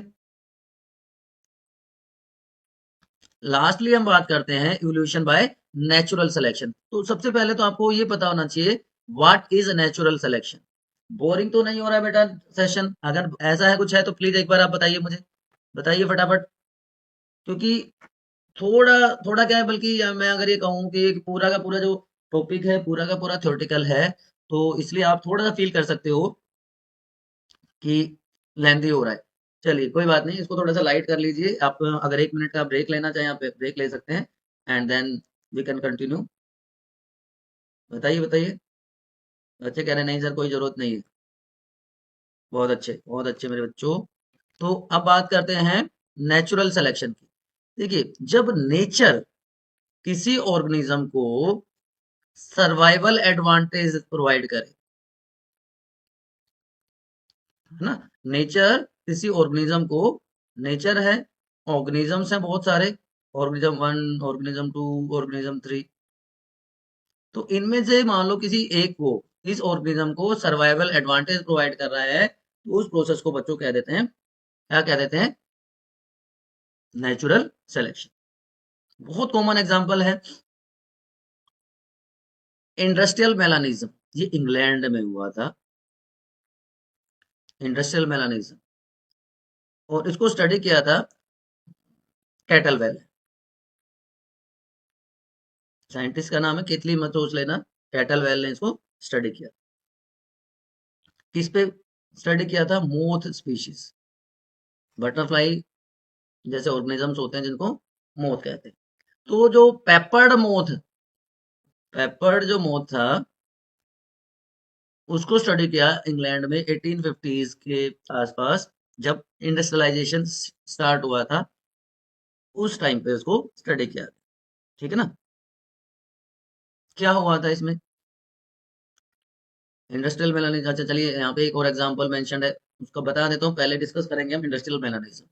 डिजीज रेजिस्टेंट वेराइटीज या pesticide resistant varieties, herbicide resistant varieties, वो भी है। तो पहले हम इसकी बात कर रहे हैं इंडस्ट्रियल मेलानिज्म का, कि एक कलेक्शन था पेपर्ड मोथ का, जो इंग्लैंड में 1980 में स्टडी किया गया। इसको दो पार्ट में बच्चों स्टडी किया गया, before and after. Before and after क्या, industrialisation, before and after industrialisation, इसको स्टडी किया, तो इसलिए इसको इंडस्ट्रियल कहते हैं। मेलानिन पिगमेंट होता है, आपको पता है, तो कलर चेंज इसमें ऑब्जर्व किया गया, इसलिए इसको इंडस्ट्रियल मेलानिज्म कहा गया। होता क्या है इसमें इंडस्ट्रियल मेलानिज्म की, there were large number of white winged moth. कैसी थी, व्हाइट विंग्ड, ठीक है, और less number of melaninised, coloured जिसको कह सकते हैं, मेलानाइज्ड मोथ। तो इन दोनों को इजीली आइडेंटिफाई किया जा सकता था, ये व्हाइट थी, ये कलर थी, ये डार्क कह सकते हैं आप इसको। तो जो प्रीडेटरी बर्ड था उसके लिए इजी था, ठीक है ना, to kill, to eat this melon moth, क्योंकि वो जो स्टेम था प्लांट का वो लाइट कलर का था, तो लाइट कलर में ये व्हाइट कलर की मोथ उसको दिखाई नहीं देती थी, लेकिन ये डार्क कलर की मोथ उसको दिखाई दे जाती थी, ठीक है ना, क्लियर। तो ये केस कब हो गया, before industrialisation. Before industrialisation number of white moth was higher. यहाँ पे देखिए, बिफोर इंडस्ट्रियलाइजेशन 1850s में मोर व्हाइट विंग मोथ, जिसको कहा गया biston betularia on trees then dark wing और मेलेनाइज्ड, जिस जो स्पीशीज थी उसका नाम क्या था, बाइसन कार्बोनेरिया। तो बिटुलेरिया का नंबर इंडस्ट्रियलाइजेशन से पहले ज्यादा है, आप देख पा रहे होंगे व्हाइट विंग्ड जो है वो आपको ज्यादा दिखाई दे रही है moth, as compare to dark या black coloured moth, black winged moth. क्योंकि रीजन मैंने आपको बता दिया कि जो स्टेम है वो लाइट कलर का है, जिसमें व्हाइट विंग्ड मोथ दिखाई नहीं देती प्रेडेटर्स को, जबकि डार्क विंग्ड मोथ इजीली दिखाई दे जाती है और उसको वो खा जाती है, क्योंकि पोल्यूशन नहीं है, इंडस्ट्रियलाइजेशन नहीं हुआ है। बट आफ्टर इंडस्ट्रियलाइजेशन क्या हुआ कि जो ट्री ट्रंक था वो डार्क कलर का हो गया। अब कंडीशन उल्टी हो गई, अब ये डार्क कलर वाली दिखाई नहीं दे रही प्रेडेटर्स को, लेकिन व्हाइट बैकग्राउंड में, सॉरी डार्क बैकग्राउंड में व्हाइट कलर तो साफ दिखेगा ना, तो अब उनका नंबर कम हो गया, व्हाइट कलर का नंबर कम हो गया, तो बाइसन बिटुलेरिया का नंबर हो गया अब कम और कार्बन एरिया का नंबर हो गया ज्यादा आफ्टर इंडस्ट्रियलाइजेशन। तो बिफोर एंड आफ्टर कंडीशन आप देख पा रहे हो, बिल्कुल ड्रास्टिक चेंज है, बिल्कुल कंडीशन बिल्कुल वो एक मीम आता है ना, वक्त बदल गए हालात बदल गए, वो वाली कंडीशन है कि इंडस्ट्रियलाइजेशन से पहले there was more growth of white coloured lichen covered the trees, तो उस बैकग्राउंड में व्हाइट विंग मोथ सर्वाइव्ड, लेकिन dark colour easily picked by the predators. और लाइकेंस को आपको पता है they are indicator of pollution, lichens are indicator of pollution, कि जहां पे भी पोल्यूशन होगा वहां पे वो ग्रो नहीं करते, सर्वाइव नहीं करते। तो अभी इंडस्ट्रियलाइजेशन से पहले कोई पोल्यूशन नहीं था तो लाइकन एक्सटेंसिवली ग्रो करते, ठीक है, लेकिन बाद में क्या हो गया, वक्त बदल गए हालात बदल गए, तो क्या हो गया, आफ्टर इंडस्ट्रियलाइजेशन इंडस्ट्रियल स्मोक और सूट की वजह से ये ट्री ट्रंक हो गया डार्क कलर का, तो पोल्यूशन की वजह से अब लाइकन सर्वाइव नहीं करते। तो यहाँ देखिए दोनों आपको दिखाई दे रही है, व्हाइट भी और डार्क भी, डार्क को रिकॉग्नाइज करना बहुत मुश्किल हो रहा है लेकिन व्हाइट दिखाई दे रही है, तो डार्क विंग मोथ अब सर्वाइव कर गई डार्क बैकग्राउंड की वजह से, क्योंकि प्रेडेटर को वो दिखाई ही नहीं दे रहे। तो नेचर ने एक तरह से इनको सर्वाइवल एडवांटेज बच्चों दे दिया, इसलिए इसको क्या कहा जाता है, नेचुरल सिलेक्शन। दूसरा एग्जांपल मैं बता रहा था आपको डीडीटी रेजिस्टेंस, वो भी आप एग्जांपल ले सकते हैं डीडीटी रेजिस्टेंस का, कि डीडीटी डिस्कवर किया गया सेकेंड वर्ल्ड वॉर के टाइम पे, ठीक है ना, स्विट्जरलैंड में इसको डिस्कवर किया गया और इफेक्टिव पेस्टिसाइड की तरह यूज किया गया इसको कई सालों तक। बट धीरे धीरे जो मॉस्किटोज थे उस उन्होंने इसके अगेंस्ट रेजिस्टेंस डेवलप कर लिया ड्यू टू अ म्यूटेशन, उनकी बॉडी में एक म्यूटेशन हुआ और क्योंकि वो सर्वाइवल एडवांटेज दे रहा था तो धीरे धीरे वो डोमिनेंट होता चला गया। एंड आफ्टर फ्यू जनरेशन जो डिजीज रेजिस्टेंस डीडीटी रेजिस्टेंट जो मॉस्किटोज थे उन्होंने डीडीटी सेंसिटिव वेराइटीज को रिप्लेस कर दिया। इसी तरह एंटीबायोटिक रेजिस्टेंट बैक्टीरिया की आप बात कर सकते हो। तो ये तीनों के तीनों जो एक्शन थे वो किसकी वजह से हुए, ह्यूमन एक्टिविटीज की वजह से, इसलिए उनको क्या कहते हैं, एंथ्रोपोजेनिक एक्शन, ह्यूमन इन्वॉल्वमेंट की वजह से एक्शन होते हैं। तो रेजिस्टेंट वेराइटीज जो हैं बच्चों एक शॉर्ट टाइम स्पैन में डेवलप हुई, कुछ ईयर्स में, उसमें सेंचुरीज नहीं लगे, तो इसलिए अब यहाँ पे इवोल्यूशन को क्या कहा गया, देखिए बहुत इंपॉर्टेंट वर्ड मैं यूज कर रहा हूँ, इवोल्यूशन को आप यहाँ पे मैं अलग से एक स्लाइड इंसर्ट कर देता हूँ पहले उसके बाद। तो अब इवोल्यूशन को क्या कहा गया, क्योंकि इवोल्यूशन इस केस में कब हुआ, विद इन मंथ्स या ईयर कह सकते हो, बट इसमें सेंचुरी तो नहीं लगी, है ना, हजारों साल तो नहीं लगे, तो इसलिए इवोल्यूशन को क्या कहा गया अब, स्टोकेस्टिक प्रोसेस। स्टोकेस्टिक प्रोसेस मतलब based on chance event, risk, chance event कहाँ पे है, ये नेचर में, and chance event in chance mutation in organisms. और नेचर जब उसको एडवांटेज दे देता है तो ज्यादा सक्सेसफुली सर्वाइव कर पाता है, और उसी को तो हम कह रहे हैं क्या, natural selection. Is it clear? याद रह जाएगा आप सबको। तो ये बेटा एविडेंसेस थे जिससे प्रूव हुआ कि इवोल्यूशन हुआ है। अब इन एविडेंसेस के बेसिस पे साइंटिस्ट सॉरी साइंटिस्ट ने कुछ थियोरीज दी, जिनको हम कहते हैं थियोरीज ऑफ इवोल्यूशन या theories of biological evolution. Lamarckism, Darwinism, Lamarck की थ्योरी को लेमार्किज्म कह देंगे, डार्विन की थ्योरी को डार्विनिज्म कह देंगे, और तीसरा है mutation theory, Hugo de Vries ने दी, और एक मॉडर्न सिंथेटिक थ्योरी भी कहते हैं जिसको नियो डार्विनिज्म भी कहा जाता है। बट बेसिकली हम तीन की बात करेंगे, Lamarckism, Darwinism and modern theory. तो बच्चों सबसे पहले अगर हम बात करें लेमार्किज्म या लेमार्क थ्योरी ऑफ इवोल्यूशन या theory of inheritance of acquired characters, theory of inheritance of acquired character, इसको theory of use and disuse of organs भी कहते हैं, theory of disuse and use of organs. लेमार्क ने एक book लिखी थी और उसी में उसने मेंशन किया था कि ये थ्योरी क्या कहती है। चलिए पहले मैं आपको नाम बता देता हूँ, तीनों थ्योरी का आइडिया दे देता हूँ। पहली तो होगी थ्योरी ऑफ लेमार्किज्म, उसके बाद डार्विन की थ्योरी होगी जिसको थ्योरी ऑफ नेचुरल सिलेक्शन कहते हैं, और तीसरी जो थ्योरी है बच्चों दैट इज म्यूटेशन थ्योरी, जो ह्यूगो डे वेरिस ने दी, है ना। तो ये तीन थ्योरीज हम डिस्कस करेंगे। अब एक एक करके हम बात करते हैं तीनों थ्योरीज के बारे में। तो सबसे पहले लेमार्किज्म। तो जैसा कि मैं बता रहा था, लेमार्क ने इस थ्योरी को दिया और इसको कहते हैं इनहेरिटेंस ऑफ एक्वायर्ड कैरेक्टर्स या use and disuse of organs, ठीक है। तो लेमार्क ने कुछ पोस्टुलेट्स दिए, कुछ पॉइंट्स बताए। तो मेन जो 4 पॉइंट्स हैं वो मैं आपको बता देता हूँ, या 3 इंपॉर्टेंट पॉइंट्स की हम बात कर लेते हैं। सबसे पहला पॉइंट ये है कि जो लिविंग ऑर्गेनिजम्स हैं उनमें इनहेरेंट कैपेबिलिटी होती है, एबिलिटी होती है, तो change the size of body organ. तो उसने एक पहला जो कंसेप्ट दिया वो क्या कहा, internal vital force. Internal vital force की आंतरिक शक्ति है जिसकी वजह से ऑर्गेनिज्म अपने जो ऑर्गन्स हैं उनका शेप चेंज कर लेते हैं, ठीक है। दूसरा उसने क्या कंसेप्ट दिया, use and disuse of organs, कि वो ऑर्गन्स जो ज्यादा यूज होंगे वो ज्यादा डेवलप हो जाते हैं, और जो कम यूज होते हैं वो डिसअपियर हो जाते हैं, ठीक है।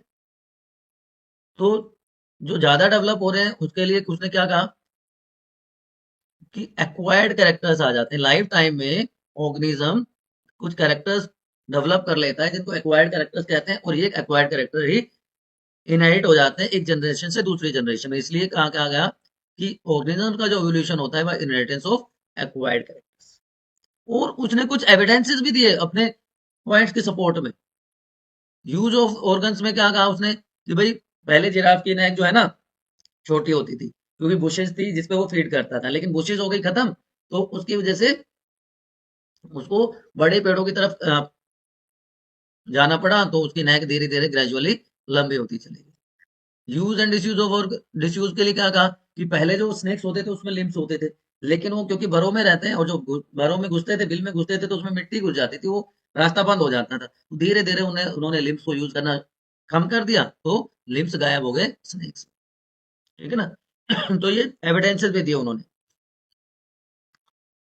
लेकिन इस थ्योरी को एलिमिनेट कर दिया गया बिकॉज बाद में डार्विन ने और बाकी डिस्कवरी से प्रूव हो गया कि जो जेनेटिक कैरेक्टर्स हैं वही सिर्फ इनहेरिट होते हैं, ट्रांसमिट होते हैं एक जनरेशन से दूसरी जनरेशन। और उसका सबसे बड़ा क्रिटिसिज्म जो आया वो आया ऑगस्ट विजमैन से। ऑगस्ट विजमैन ने एक थ्योरी दी थी, theory of continuity of germ plasm. उन्होंने क्या बताया कि सिर्फ वो वेरिएशन नेक्स्ट जनरेशन में जाएंगे जो कि जंप प्लाज्म है ऑर्गेनिजम्स के, या कह सकते हैं जो जीन्स में डीएनए कंटेंट में है उनमें जो चेंजेस हैं वो सिर्फ नेक्स्ट जनरेशन में जाएंगे, ना कि एक्वायर्ड कैरेक्टर्स, ठीक है ना।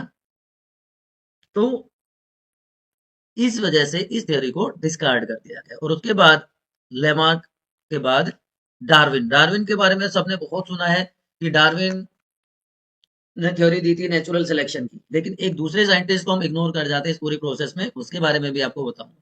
ये वो शिप है एचएमएस बीगल जिसपे डार्विन ने ट्रेवल किया था, और वो पहुंचे थे कहाँ पे, गैलापागोस आइलैंड। गैलापागोस आइलैंड, और वहां पे क्या स्टडी किया था, फिंचेस को स्टडी किया था, जिसको अब डार्विन फिंचेस कहते हैं। और उसमें क्या स्ट्रक्चर डिस्कस की थी, बीक की स्ट्रक्चर, जो बेस बना थ्योरी ऑफ नेचुरल सिलेक्शन। 5 साल तक इस शिप पे ट्रेवल किया था, ठीक है ना। इसके साथ साथ डार्विन दो और लोगों से इन्फ्लुएंस था। कौन कौन, ये देखिए, अल्फ्रेड वेसल जिसने theory of continuity of germ दी थी, और उन्होंने भी मलाया आर्चिपेलियो, वहां पे इसी तरह की स्टडी की थी, और अपने ऑब्जर्वेशन को, कंक्लूजन्स को डार्विन के साथ शेयर भी किया था, ठीक है ना। तो इसी के बाद डार्विन ने 1859 में कंबाइंड एक वर्क को कंबाइंडली पब्लिश किया था। इसलिए इस थ्योरी को wireless Darwin theory of natural selection भी कहा जाता है, या on the origin of species by means of natural selection भी कहा जाता है। इसके अलावा Darwin was also highly influenced by Malthus population ऐसे ऑन पॉपुलेशन जेनेटिक्स, ठीक है ना। तो माल्थस ने पॉपुलेशन के ऊपर जो ऐसे लिखा था, उससे भी वो बहुत इन्फ्लुएंस था, ठीक है। तो ये 3 लोग थे जिन्होंने थ्योरी ऑफ नेचुरल सिलेक्शन में इंपॉर्टेंट रोल प्ले किया।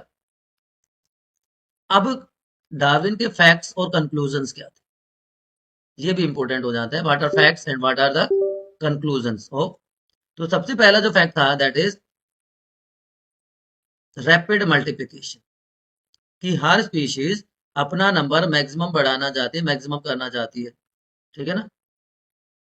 लेकिन फिर भी पॉपुलेशन हर स्पीशीज की कांस्टेंट रहती है।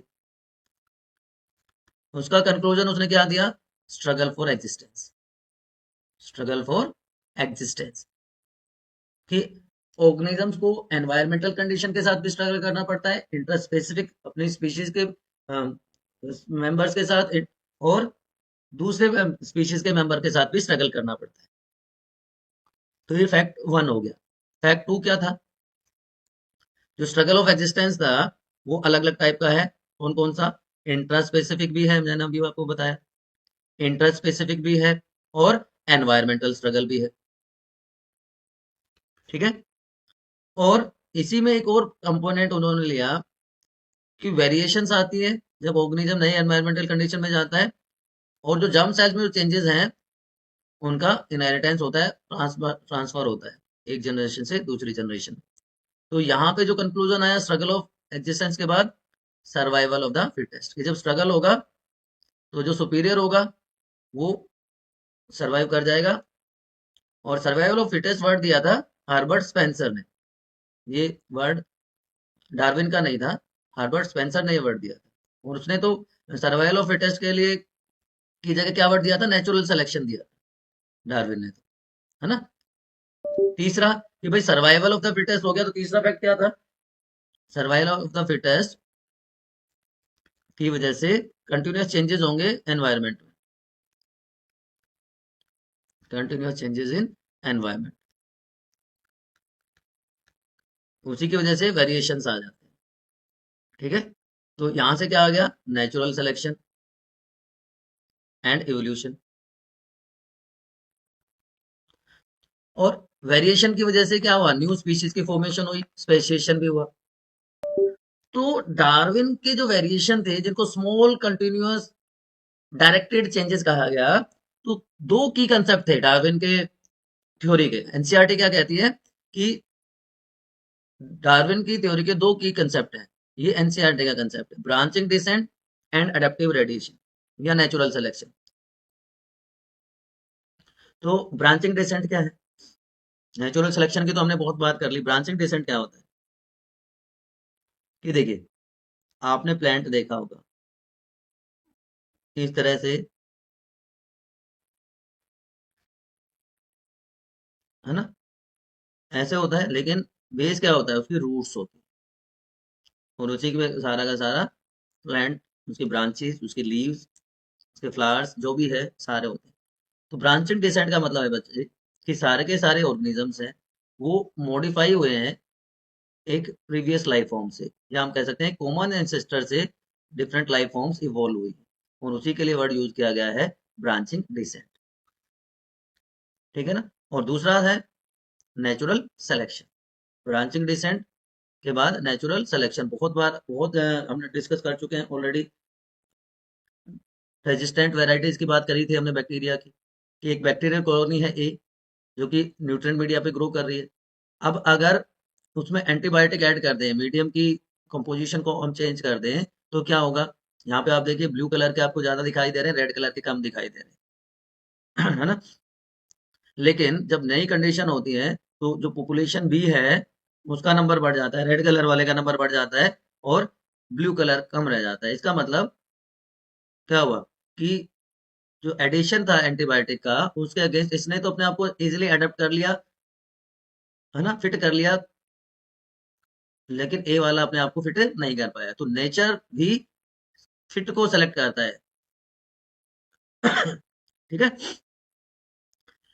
तो ये क्या हो गई? डार्विन की थ्योरी होगी। तो पहला फैक्ट क्या हो गया? क्या हो गया? Heritable minor variation. ठीक है। उसके बाद over population, rapid multiplication, then limited food and space. जब फूड और स्पेस लिमिट होगा तो स्ट्रगल स्टार्ट होगा, वो इंटर स्पेसिफिक हो सकता है, इंटर जेनरिक हो सकता है, and finally survival of the fittest. तो ये 5 कंपोनेंट्स हैं जो डार्विन की थ्योरी जो नेचुरल सिलेक्शन है उसको क्लियरली एक्सप्लेन करते हैं। ठीक है बच्चों। तो हेरिटेबल माइनर चेंजेस ये बेनिफिशियल हो सकते हैं, हार्मफुल हो सकते हैं। ओवर पॉपुलेशन, लिमिटेड रिसोर्सेज हो गए, एंड ये दोनों struggle for existence and survival of the fittest. लेकिन ऐसा थोड़ी है कि भाई ये एकदम परफेक्ट थ्योरी थी, इसके भी कुछ ड्रॉबैक्स थे।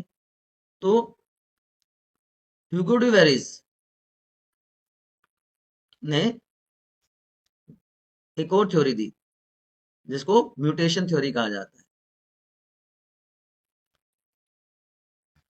उसने क्या कहा कि कुछ कमियां रह गई थी डार्विन की थ्योरी में। उसने कहा कि जो डार्विन था वो एक्सप्लेन नहीं कर पाया, fail to explain transmission of characters. Darwin failed to explain transmission of characters, कि कैसे इनहेरिटेंस होता है, उसमें वो सक्सेसफुल नहीं हुआ। दूसरा जो ड्रॉबैक देखने में आया कि म्यूटेशंस का कॉज क्या होता है, म्यूटेशंस क्या होते हैं उसको आइडिया नहीं था, है ना। और वो वेस्टिजियल ऑर्गन्स को भी एक्सप्लेन नहीं कर पाया था अपनी थ्योरी में। तो ये 3 ड्रॉबैक्स थे डार्विन की थ्योरी के नेचुरल सिलेक्शन के। लेकिन म्यूटेशन थ्योरी जो दी ह्यूगो डी वेरिस ने 1901 में, उसने काम किया एक प्लांट पे जिसको कहते हैं इवनिंग प्राइमोस। इवनिंग प्राइमोस या ओइनोथेरा लैमेरिकाना। ओइनोथेरा लैमेरिकाना, इवनिंग प्राइमोस पे उसने काम किया। 7 नई वैरायटीज इस प्लांट की, इवनिंग प्राइमोस की उसने डेवलप की, जिनको प्राइमरी स्पीशीज कहा उसने। 7 न्यू वैरायटीज। ये देखिए, ये है इवनिंग प्राइमोस, ओइनोथेरा लैमेरिकाना, जिन्होंने म्यूटेशन थ्योरी के एक्सपेरिमेंट इसी पे उन्होंने परफॉर्म किए। और उसने ये कहा कि mutation are the basis of evolution, not minor variation. ठीक है ना। तो इवोल्यूशन अभी तक क्या माना जाता था कि कंटिन्यूअस ग्रेजुअल इरिवर्सिबल प्रोसेस है, लेकिन इसने तो पूरा का पूरा सीन ही चेंज कर दिया। उन्होंने क्या फैक्ट्स दिए? इन्होंने ये कहा भैया कि जो इवोल्यूशन है ना, इसके अगर मैं फैक्ट्स की बात करूं, म्यूटेशन थ्योरी के फैक्ट्स की बात करूं, तो सबसे पहला उसने क्या कहा कि evolution is a jerky process. Jerky process का मतलब क्या हो गया बच्चों? चलो बताइए, कोई आइडिया है तो। जर्की का मतलब एकदम से होता है, जहां पे म्यूटेशन जो है वो एक इंपॉर्टेंट रोल प्ले करते हैं, या हम कह सकते हैं mutation acts as raw material. Natural selection raw material नहीं है। नेचुरल सिलेक्शन की जगह म्यूटेशन जो है वो रॉ मटेरियल का काम करते हैं। अब म्यूटेशन क्या होता है? सडन इनहेरिटेबल चेंजेस,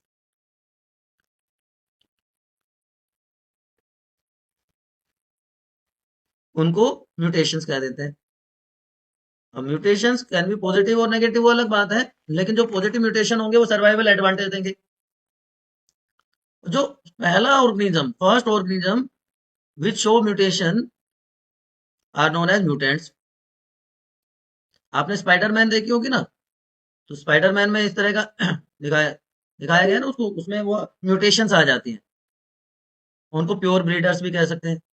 स्पाइडरमैन एक नॉर्मल लड़का होता है, उसमें म्यूटेशन की वजह से स्पाइडर वाली एबिलिटीज आ जाती हैं। और एक और कंसेप्ट दिया उन्होंने एक और फैक्ट बताया, single step large mutations, single step large mutations, जिनको कहा गया saltations, help in formation of new species, जिसको हम क्या कहते हैं, स्पेशिएशन। तो साल्टेशन लीड्स टू स्पेशिएशन। तो ये 4 इंपॉर्टेंट फैक्ट्स उन्होंने अपने थ्योरी के बारे में बताए। अब डार्विन ने क्या कहा था, माइनर स्लो डायरेक्शनल प्रोसेस है, ग्रेजुअल प्रोसेस है, लेकिन इसने तो क्या कह दिया, म्यूटेशन रैंडम है, सडन है, डायरेक्शनल है, कभी भी हो सकता है।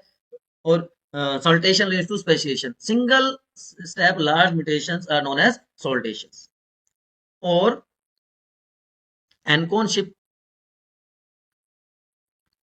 आयनोथेरियल अमेरिकाना पे तो काम किया ही किया, लेकिन एनकोनशिप भी एक्सपेरिमेंटल एविडेंस के फॉर्म में उसने रखा।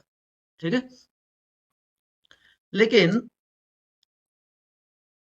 ये भी परफेक्ट नहीं थी थियरी, ये म्यूटेशन का कॉज नहीं बता पाया। अगर इसका ड्रॉबैक बताएं तो cause of mutation was not clear, तो ये थियरी भी एक तरह से फेल हुई बाद में। चलिए, ऑडी वाइनबर्ग लॉ से पहले एक और मैं थ्योरी बता देता हूँ जिसने ये सारी चीजें ओवरकम कर ली, मॉडर्न सिंथेटिक थ्योरी, जिसको नियो डार्विनिज्म भी कहते हैं, मॉडर्न सिंथेटिक थ्योरी और नियो डार्विनिज्म। अब इसने दोनों कर दिए, इसने डार्विन की थ्योरी को भी ले लिया और इसने म्यूटेशन थ्योरी को भी ले लिया, दोनों को कंबाइन करके, दोनों के कंसेप्ट जो थे उनको कंबाइन करके नया कंसेप्ट दिया। उन्होंने ये कहा कि जेनेटिक या ब्लास्टोजेनेटिक वेरिएशन, जेनेटिक या ब्लास्टोजेनेटिक वेरिएशन है वो इनहेरिटेबल होती है,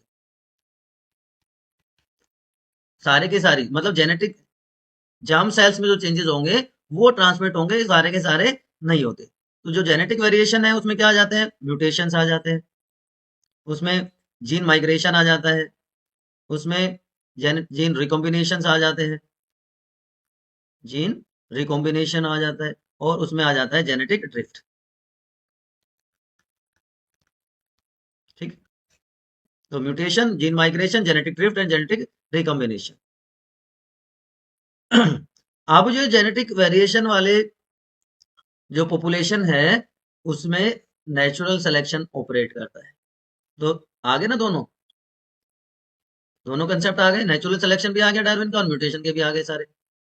अब natural selection leads to isolation, ठीक है, ज्योग्राफिकल आइसोलेशन भी हो सकता है और रिप्रोडक्टिव आइसोलेशन भी होगा कि अपने ही स्पीशीज के मेंबर के साथ वो रिप्रोड्यूस कर पाएंगे। तो reproductive isolation leads to formation of sub species, और सब स्पीशीज बन के न्यू स्पीशीज बन जाएगी। तो इस तरह से इवोल्यूशन हो जाता है। अब ये सारे के सारे फैक्टर्स कंसिडर किए और एक नया कंसेप्ट दिया गया जिसको हार्डी वेनबर्ग्स लॉ कहते हैं। हार्डी वेनबर्ग लॉ क्या कहता है कि जीन फ्रीक्वेंसी कांस्टेंट रहेगी, 1 रहेगी, अगर नेचर में कोई नेचुरल सिलेक्शन नहीं है, कोई म्यूटेशन नहीं है, कोई जीन माइग्रेशन नहीं है, कोई जेनेटिक रिकॉम्बिनेशन नहीं है और कोई जेनेटिक ड्रिफ्ट नहीं होता है, तो जो जीन फ्रीक्वेंसी है, एलील फ्रीक्वेंसी है, वो सेम रहेगी। ठीक है, उसको क्या कहा गया, हार्डी वेनबर्ग्स प्रिंसिपल। क्या होता है, कैसे होता है, चलिए बात करते हैं। Allele frequencies in a population are stable and remain constant from generation to generation if there are no disturbing factors। तो वो disturbing factor कौन कौन से हैं, मैंने 5 आपको बताए, natural selection, mutation, gene recombination, genetic drift और जीन माइग्रेशन, ठीक है। जीन पूल क्या होता है? Total number of genes and their alleles in a population is known as gene pool. तो हम ये कह सकते हैं कि हार्डी वेनबर्ग के हिसाब से जीन पूल भी कांस्टेंट रहता है। ये मैथमेटिशियंस थे, है ना। तो sum total of all the allele frequency remains 1। अब यहाँ पे देखिए, यहाँ पे टोटल आपको पॉपुलेशन दिख रही है 20 बीटल्स की, ठीक है, लेकिन जिसमें से 16 क्या है, रेड कलर की है, और येलो कितनी है, 4। तो जीन पूल क्या है, इन टोटल के टोटल 20 में जो एलील हैं, जो जीन्स हैं, उनका नंबर वो क्या कहला रहा है, उनका जीन पूल कहला रहा है। यहां तक बात समझ में आ गई? चलिए, तो ये प्रिंसिपल क्या कहता है कि P square plus 2pq plus Q square is equal to 1, ठीक है। अब यहां पर देखिए, 2 3 4 5 6 7 8 9 10, ठीक है, और ये भी 10, लेकिन 16 और 4 16 प्लस 4 है, ठीक है। अब एलील ए, एलील ए, एलील ए 26 है, एलील स्मॉल ए 14 है। टोटल जीन पूल क्या हो गया, 40, ठीक है। Frequency of A, capital A की बात कर रहा हूं, इज इक्वल टू पी। तो 40 में से 26 है तो कितना आया, 0.65। और फ्रीक्वेंसी ऑफ स्मॉल ए कितना है, 14, 14, 26 एंड 14, ठीक है। तो 60, 14/40, तो कितना आया, 0.35। नंबर ऑफ बीटल्स 20, तो ये रेशियो क्या आ गई, 10:6:4। तो फ्रीक्वेंसी ऑफ जीनोटाइप ए 20 में से कितने हैं, 10, 0.5। Frequency of genotype heterozygous A 0.3, and genotype small a 0.2। देखिए यहाँ पर और क्लियरली आपको समझ में आ जाएगा। देखिए, ये चीज समझ में आ गई फ्रीक्वेंसी। अब टोटल नंबर कितना है ए का, 20 है, उसमें से कितने हैं डबल ए वाले, देख काउंट कर लीजिए, 1 2 3 4 5 6 7 8 9 10। तो 20 में से 10 तो 0.5 हो गया। हेटेरोजाइगस ए वाले कितने हैं, 1 2 3 4 5 6, तो 6/20 हो गया। और स्मॉल ए वाले कितने हैं, 4, तो 4/20 हो गया। तो in a diploid condition, frequency of A is equal to p square, frequency of small a is q square, and heterozygous condition is 2pq। तो A, sorry, p square plus 2pq plus q square is equal to 1। तो change of gene frequency in a population disturb Hardy Weinberg principle. क्यों? क्योंकि nature में natural selection भी होगा, gene migration भी होगा, genetic drift होगा, जेनेटिक रिकॉम्बिनेशन भी होगा, और म्यूटेशन भी होगा।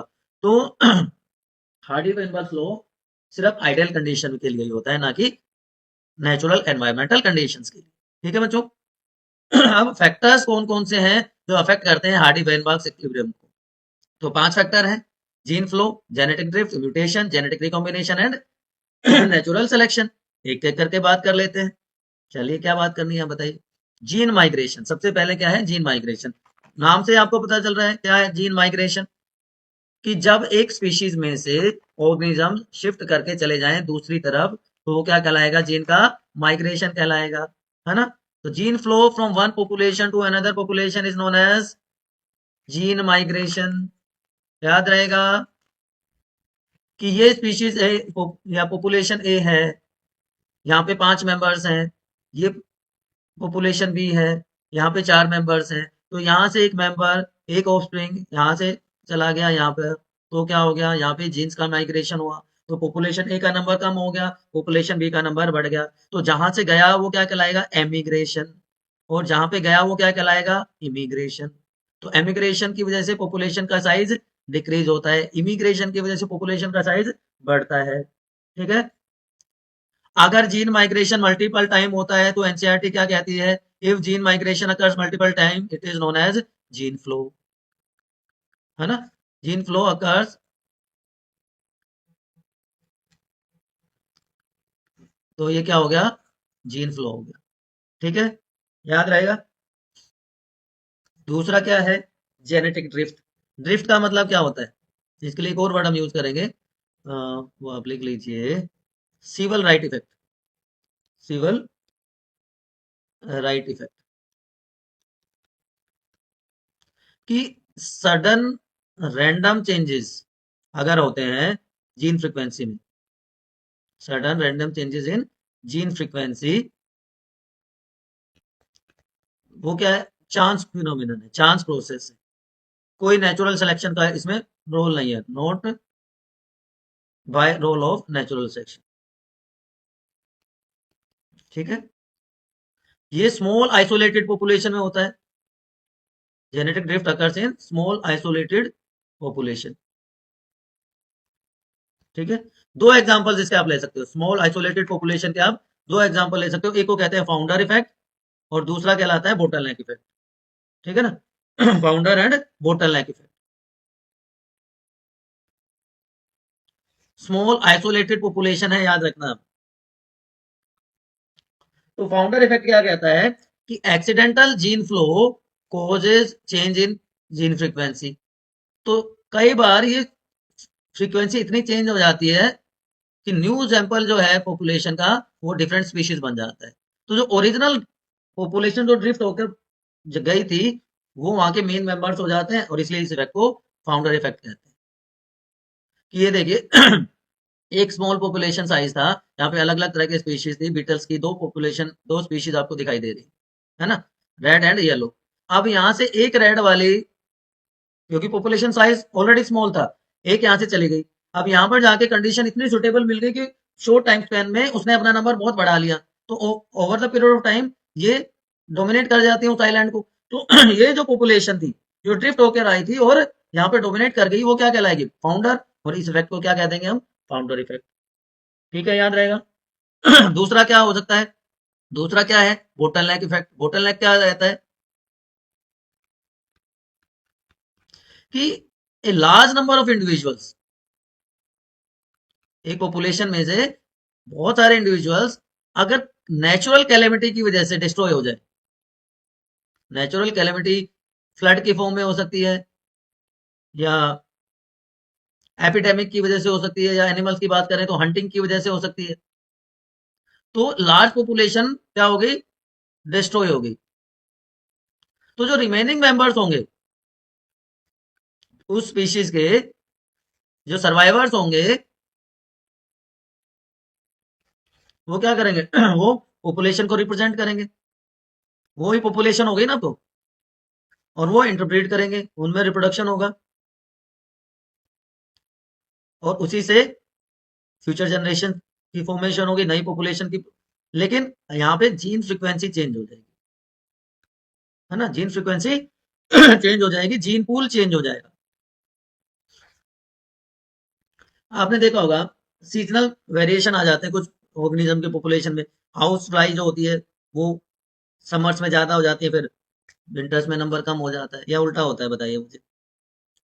तो ऑलरेडी जो एक स्मॉल पॉपुलेशन थी, ये मान लीजिए एक हैबिटेट है और यहाँ पे एक स्मॉल पॉपुलेशन थी ऑर्गेनिजम्स की, बुशेज हैं मान लीजिए, बुशेज है यहाँ पर। अब एक एलिफेंट आया और उसने बुशेज को क्रश कर दिया, मोस्टली बुशेज वर, एलिफेंट स्टैम्पीड हो गया और मोस्टली बुशेज वर क्रश्ड। अब इन बुशेज पे ये वाली जो बीटल्स थी ये सरवाइव कर रही थी, तो ये मोस्टली ये डिस्ट्रॉय होगी। मान लो 10 बीटल थी, एक में जीन 10 थे, तो टोटल 100 जीन्स वर देयर। अब 8 उसमें से मान लो नेचुरल कैलेमिटी की वजह से डेथ होगी, तो 2 बची, तो टोटल जीन फ्रीक्वेंसी कितनी रह गई, तो जीन फ्रीक्वेंसी चेंज हो गई। अब यही आपस में रिप्रोड्यूस करेंगे, नंबर बढ़ाएंगे तो over the period of time number बढ़ गया, लेकिन gene frequency, allele frequency change हो जाती है, इसलिए इसको क्या कहते हैं, बोटलनेक इफेक्ट। याद रहेगा आपको, क्लियर है। चलिए, उसके बाद आ जाता है अगला, म्यूटेशंस। सीधी सी बात है, म्यूटेशन की वजह से तो नए फिनोटाइप्स आते ही है, और उसकी वजह से फ्यूचर जनरेशन तो बन जाएंगी, नई स्पीशीज भी शॉर्ट टाइम पीरियड के बाद बन जाती है। रिकॉम्बिनेशन, जीन्स की रिसफलिंग हो जाती है और इसकी वजह से नए कॉम्बिनेशन बन जाते हैं, जीन फ्रीक्वेंसी चेंज हो जाती है, एलील फ्रीक्वेंसी चेंज हो जाती है। एंड फाइनली नेचुरल सिलेक्शन, ये पांचवा फैक्टर है जो हार्डी-वेनबर्ग लॉ को अफेक्ट करता है, दैट इज नेचुरल सिलेक्शन। अब किसी पॉपुलेशन में एक पॉपुलेशन है जिसमें तीन टाइप के ऑर्गेनिजम्स हैं, तीन साइज के ऑर्गेनिजम्स हैं। साइज का हम एग्जांपल ले लेते हैं, 3 साइज्ड माइस आर देयर, ठीक है। एक हो जाएंगे लार्ज साइज, एक हो जाएंगे मीडियम साइज और तीसरे हो जाएंगे स्मॉल साइज। तीन टाइप के माइस हैं। और इसी के बेसिस पे हम तीन टाइप के नेचुरल सिलेक्शन को डिस्कस करेंगे, 3 टाइप्स ऑफ नेचुरल सिलेक्शन। पहला होता है बच्चों stabilising selection, directional selection and disruptive selection. देख पा रहे होंगे आप कि यहाँ पे पीक जो है एक पर्टिकुलर एरिया में बन रही है, यहाँ पे पीक जो है एक पर्टिकुलर डायरेक्शन में बन रही है, और यहाँ पर डिफरेंट पीक्स आर ऑब्टेन्ड और बीच में जो पॉपुलेशन साइज है, नंबर ऑफ स्पीशीज है, वो कम है। क्या रीजन है, कैसे ये होता है, एक एक करके हम बात करते हैं। देखिए, सबसे पहला है स्टेबलाइजिंग कि more individuals acquire mean character value and variation is reduced. मैंने अभी बताया ना आपको कि लार्ज पॉपुलेशन साइज एक मीन को फॉलो करती है। अगर रैट के अलावा, माइस के अलावा हम बात करें ह्यूमन बींग्स में, अगर हाइट की बात करें हम, तो एवरेज हाइट हम क्या मानते हैं 5.5 टू 5.7 फीट मेल्स में। लेकिन ऐसा नहीं है ना कि इससे कम वाले या इससे ज्यादा वाले इंडिविजुअल्स नहीं होते, but medium size individuals are favoured. तो पीक वहीं पे ऑब्टेन्ड होती है, पीक हायर हो जाएगी, स्टीपर हो जाएगी जैसे जैसे नंबर ऑफ इंडिविजुअल्स बढ़ेगा। तो स्टेबिलिटी कहां पे आ रही है, उस पर्टिकुलर नैरो रेंज में, इसलिए इसको क्या कहते हैं स्टेबलाइजिंग नेचुरल सिलेक्शन, ठीक है। दूसरा क्या है डायरेक्शनल कि more individuals of one extreme, एक पर्टिकुलर साइड में एक पर्टिकुलर डायरेक्शन में ज्यादा इंडिविजुअल्स होते हैं।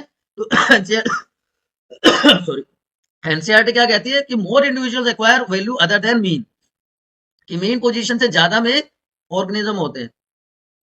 तो पीक पीक जो है वो एक पर्टिकुलर डायरेक्शन में शिफ्ट हो जाती है, यहाँ पे ना होके एक पर्टिकुलर डायरेक्शन में शिफ्ट होगी। जैसे हमने एग्जांपल देखा था इंडस्ट्रियल मेलानिज्म में कि बिफोर इंडस्ट्रियलाइजेशन व्हाइट कलर ज्यादा था तो एक पर्टिकुलर डायरेक्शन में थे, आफ्टर इंडस्ट्रियलाइजेशन डार्क कलर ज्यादा हो गया था। या डीडीटी रेजिस्टेंस मॉस्किटोज देखे थे हमने। तो जब एक पर्टिकुलर डायरेक्शन में, एक पर्टिकुलर एरिया में जो है इंडिविजुअल्स का नंबर बढ़ जाए, पीक शिफ्ट हो जाए एक पर्टिकुलर डायरेक्शन में, तो क्या कहलाएगा डायरेक्शनल सिलेक्शन। और तीसरा बच्चों क्या होता है, तीसरा होता है डिसरप्टिव सिलेक्शन कि दोनों एक्सट्रीम, दोनों एंड्स पे ऑर्गेनिजम्स का नंबर ज्यादा होगा, लेकिन बीच में कंडीशन सुटेबल ना हो या एडेप्टेशन ना हो पाए, उसकी वजह से ऑर्गेनिजम्स का नंबर कम होता है। तो डिफरेंट पीक्स आर ऑब्टेन्ड, यहाँ पर आप देख पा रहे होंगे डिफरेंट पीक्स आर ऑब्टेन्ड। इसलिए जो फिनोटाइप है वो फेवर्ड बाय नेचुरल सिलेक्शन एक पर्टिकुलर एरियाज में। तो इसलिए इसको क्या कहेंगे डिसरप्टिव या डाइवर्सिफाइंग नेचुरल सिलेक्शन। एनसीईआरटी यहाँ पे क्या कहती है more individual acquire peripheral character value at both ends of distribution का। ये एनसीईआरटी की लाइन है, individuals of both extreme peripheral characters value at both ends of distribution curve are more favored। तो ये तीन टाइप का नेचुरल सिलेक्शन बच्चों nature में देखने को मिलता है, ठीक है ना। Stabilising, directional and disruptive. ये डिसरप्टिव होगा तीसरा, ठीक है। तो एक में मीन वैल्यू फेवर करेगी, एक में पर्टिकुलर डायरेक्शन में हो जाएगा, और एक में different peaks are obtained at extremes या पेरिफेरल्स, ठीक है बच्चों। यहां तक कोई कंफ्यूजन है?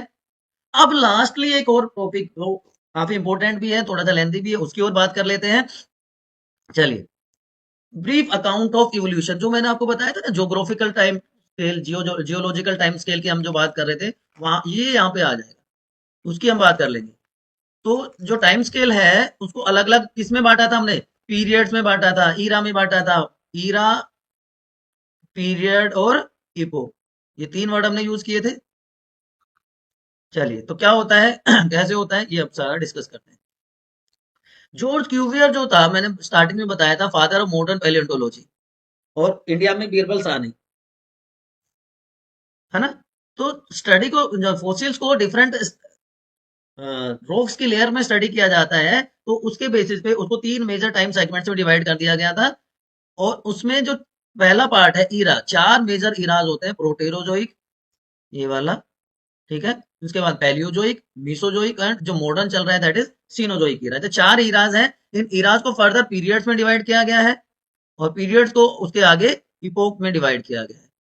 तो एक एक करके इन सब की बात करते हैं। तो स्टार्ट करते हैं सबसे पहले मॉडर्न इरा से, या उल्टा करोगे?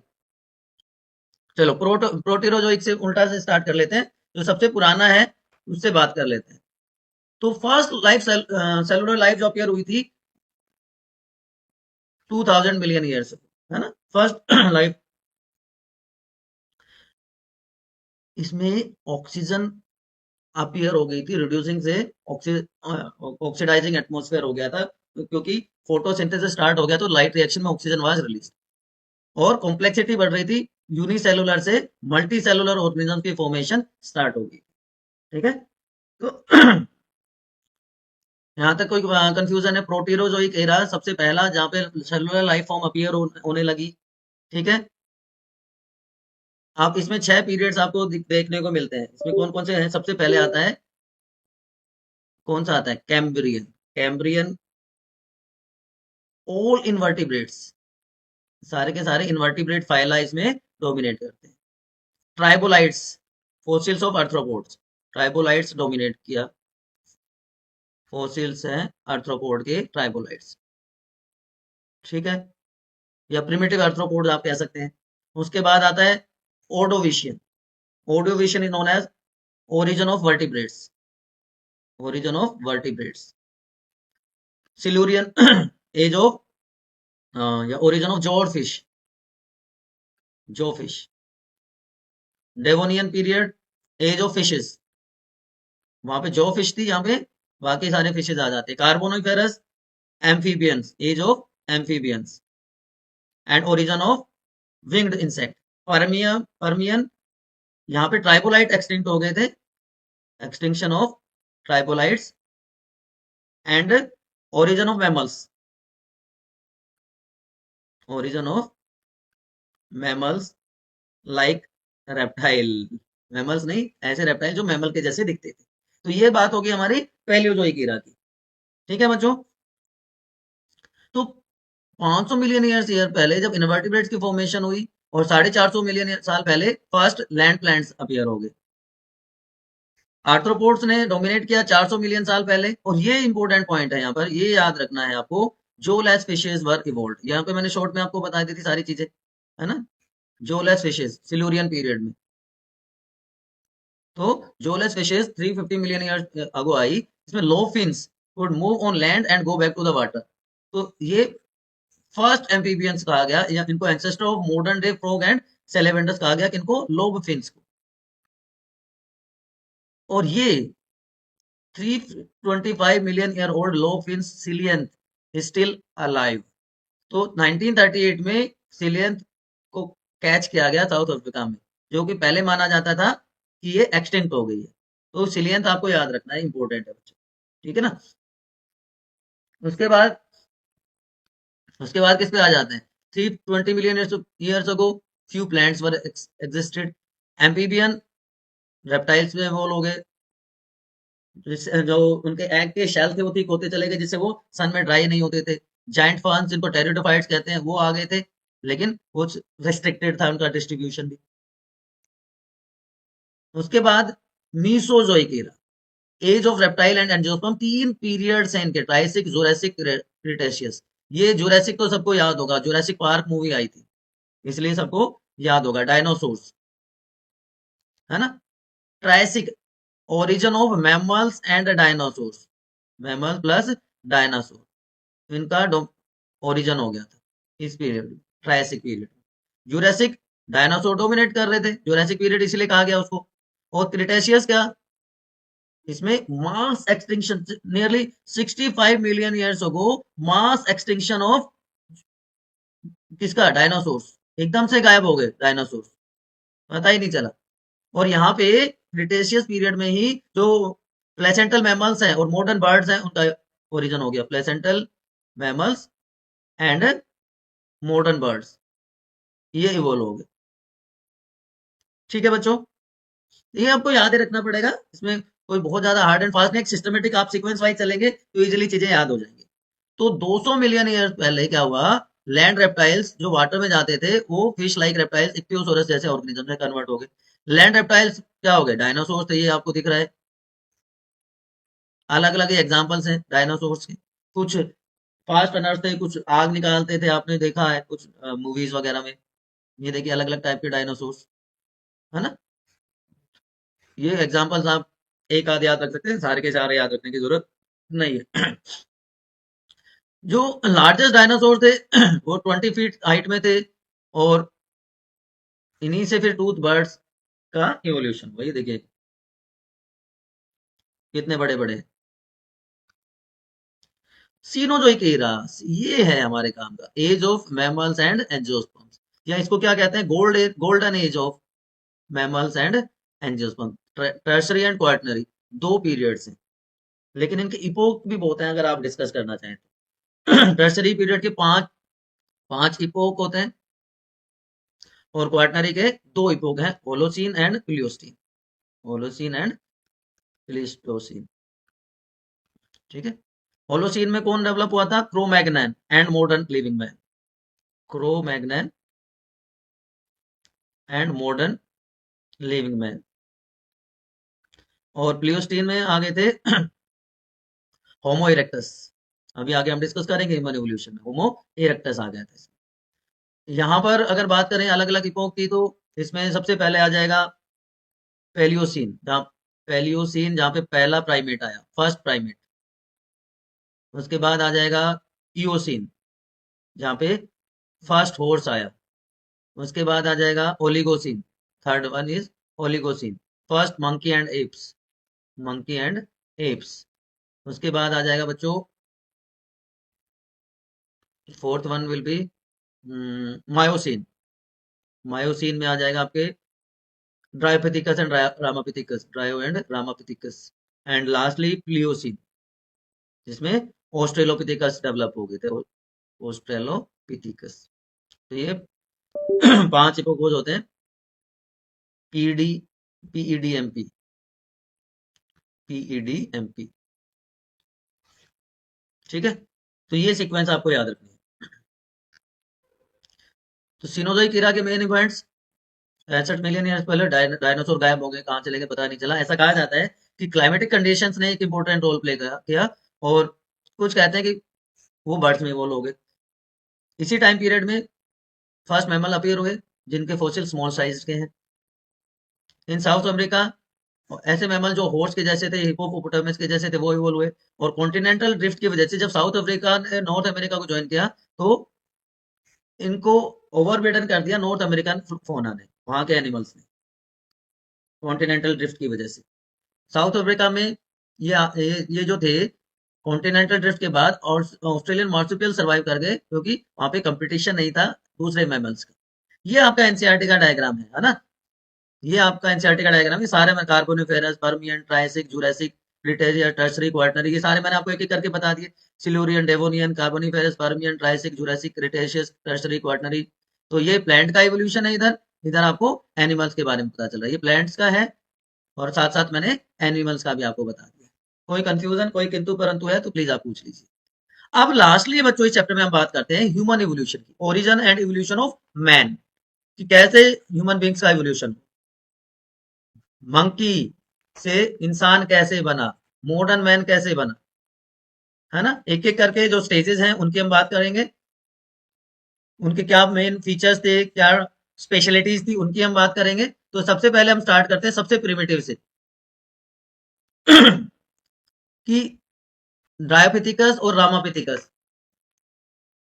बच्चों एक वर्ड होता है anthropology, anthropology, study of evolutionary history, culture and society of man, उसको क्या कहा जाता है, एंथ्रोपोलॉजी। तो first idea of human evolution कहाँ से आया, फर्स्ट आइडिया ऑफ एवोल्यूशन कहाँ से आया बताओ, डार्विन की बुक से आया है ना, डार्विन की बुक से आया, the descent of man,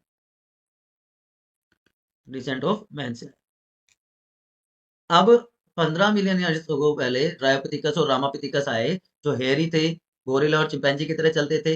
Dryopithecus app के जैसा ज्यादा था, और रामापिथिकस मैन के जैसा ज्यादा था, देख रहे हो है ना, रामापिथिकस एंड ड्रायोपिथिकस। अब एक मैं आपके लिए चार्ट बनाता हूँ, आपके लिए इजी हो जाएगा। फैमिली क्या है, होमिनिडी है, देखिए ध्यान से देखिएगा बेटा, फैमिली इज होमिनिडी, ठीक। सिर्फ ओनली ह्यूमंस, यहां तक पहुंचना है हमें। कहां से पहुंचना है हमें, यहां से पहुंचना है हमें, हमें पहुंचना है रामापिथिकस, और जो कि मोर कैसे थे, मैन लाइक, और दूसरा ग्रुप इसमें क्या बन गया, इसमें एप्स का था। एप्स में क्या आ जाते हैं, गिबन आ जाता है। एप्स में गिबन के बाद गोरिल्ला आ जाता है ना। इसके बाद इसमें चिंपैंजी आ जाता है, ओरंगटून आ जाता है। तो एप्स और रामापिथिकस, इन दोनों का कॉमन एंसेस्टर कौन था, ड्रायोपिथिकस। ज्यादा एप लाइक था, उससे फिर मोर मैन लाइक बन गया। तो Dryopithecus was common ancestor of app and man. App including man आप कह सकते हो। अब यहाँ ये किससे बोल हुए, ओल्ड वर्ल्ड मंकीज।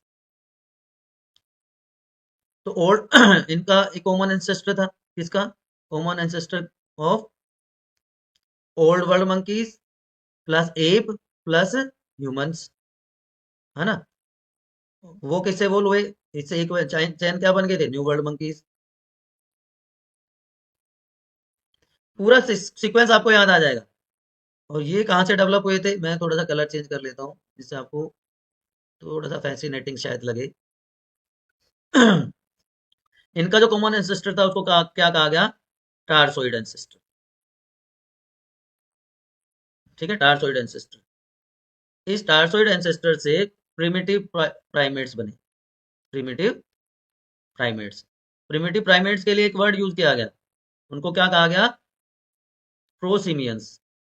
प्रोसिमियंस, प्रोसिमियंस में आ जाते हैं लेम्यूर्स, लोरिस, टार्शियंस। तो प्रिमिटिव प्राइमेट्स किससे बने, ट्री श्रूज से। ट्री श्रूज एर्बोरियल थे। ठीक है बच्चों, ये किससे बने, टेरेस्ट्रियल, टेरेस्ट्रियल श्रूज। ठीक। अब सारे के सारे जो प्राइमेट्स हैं, they have common origin. All primate common origin, इसलिए उसको क्या कहा जाता है, इसलिए उसको कहा जाता है मोनोफाइलेटिक ओरिजिन। उसको क्या कहा जाता है, मोनोफाइलेटिक, फाइलेटिक ओरिजिन।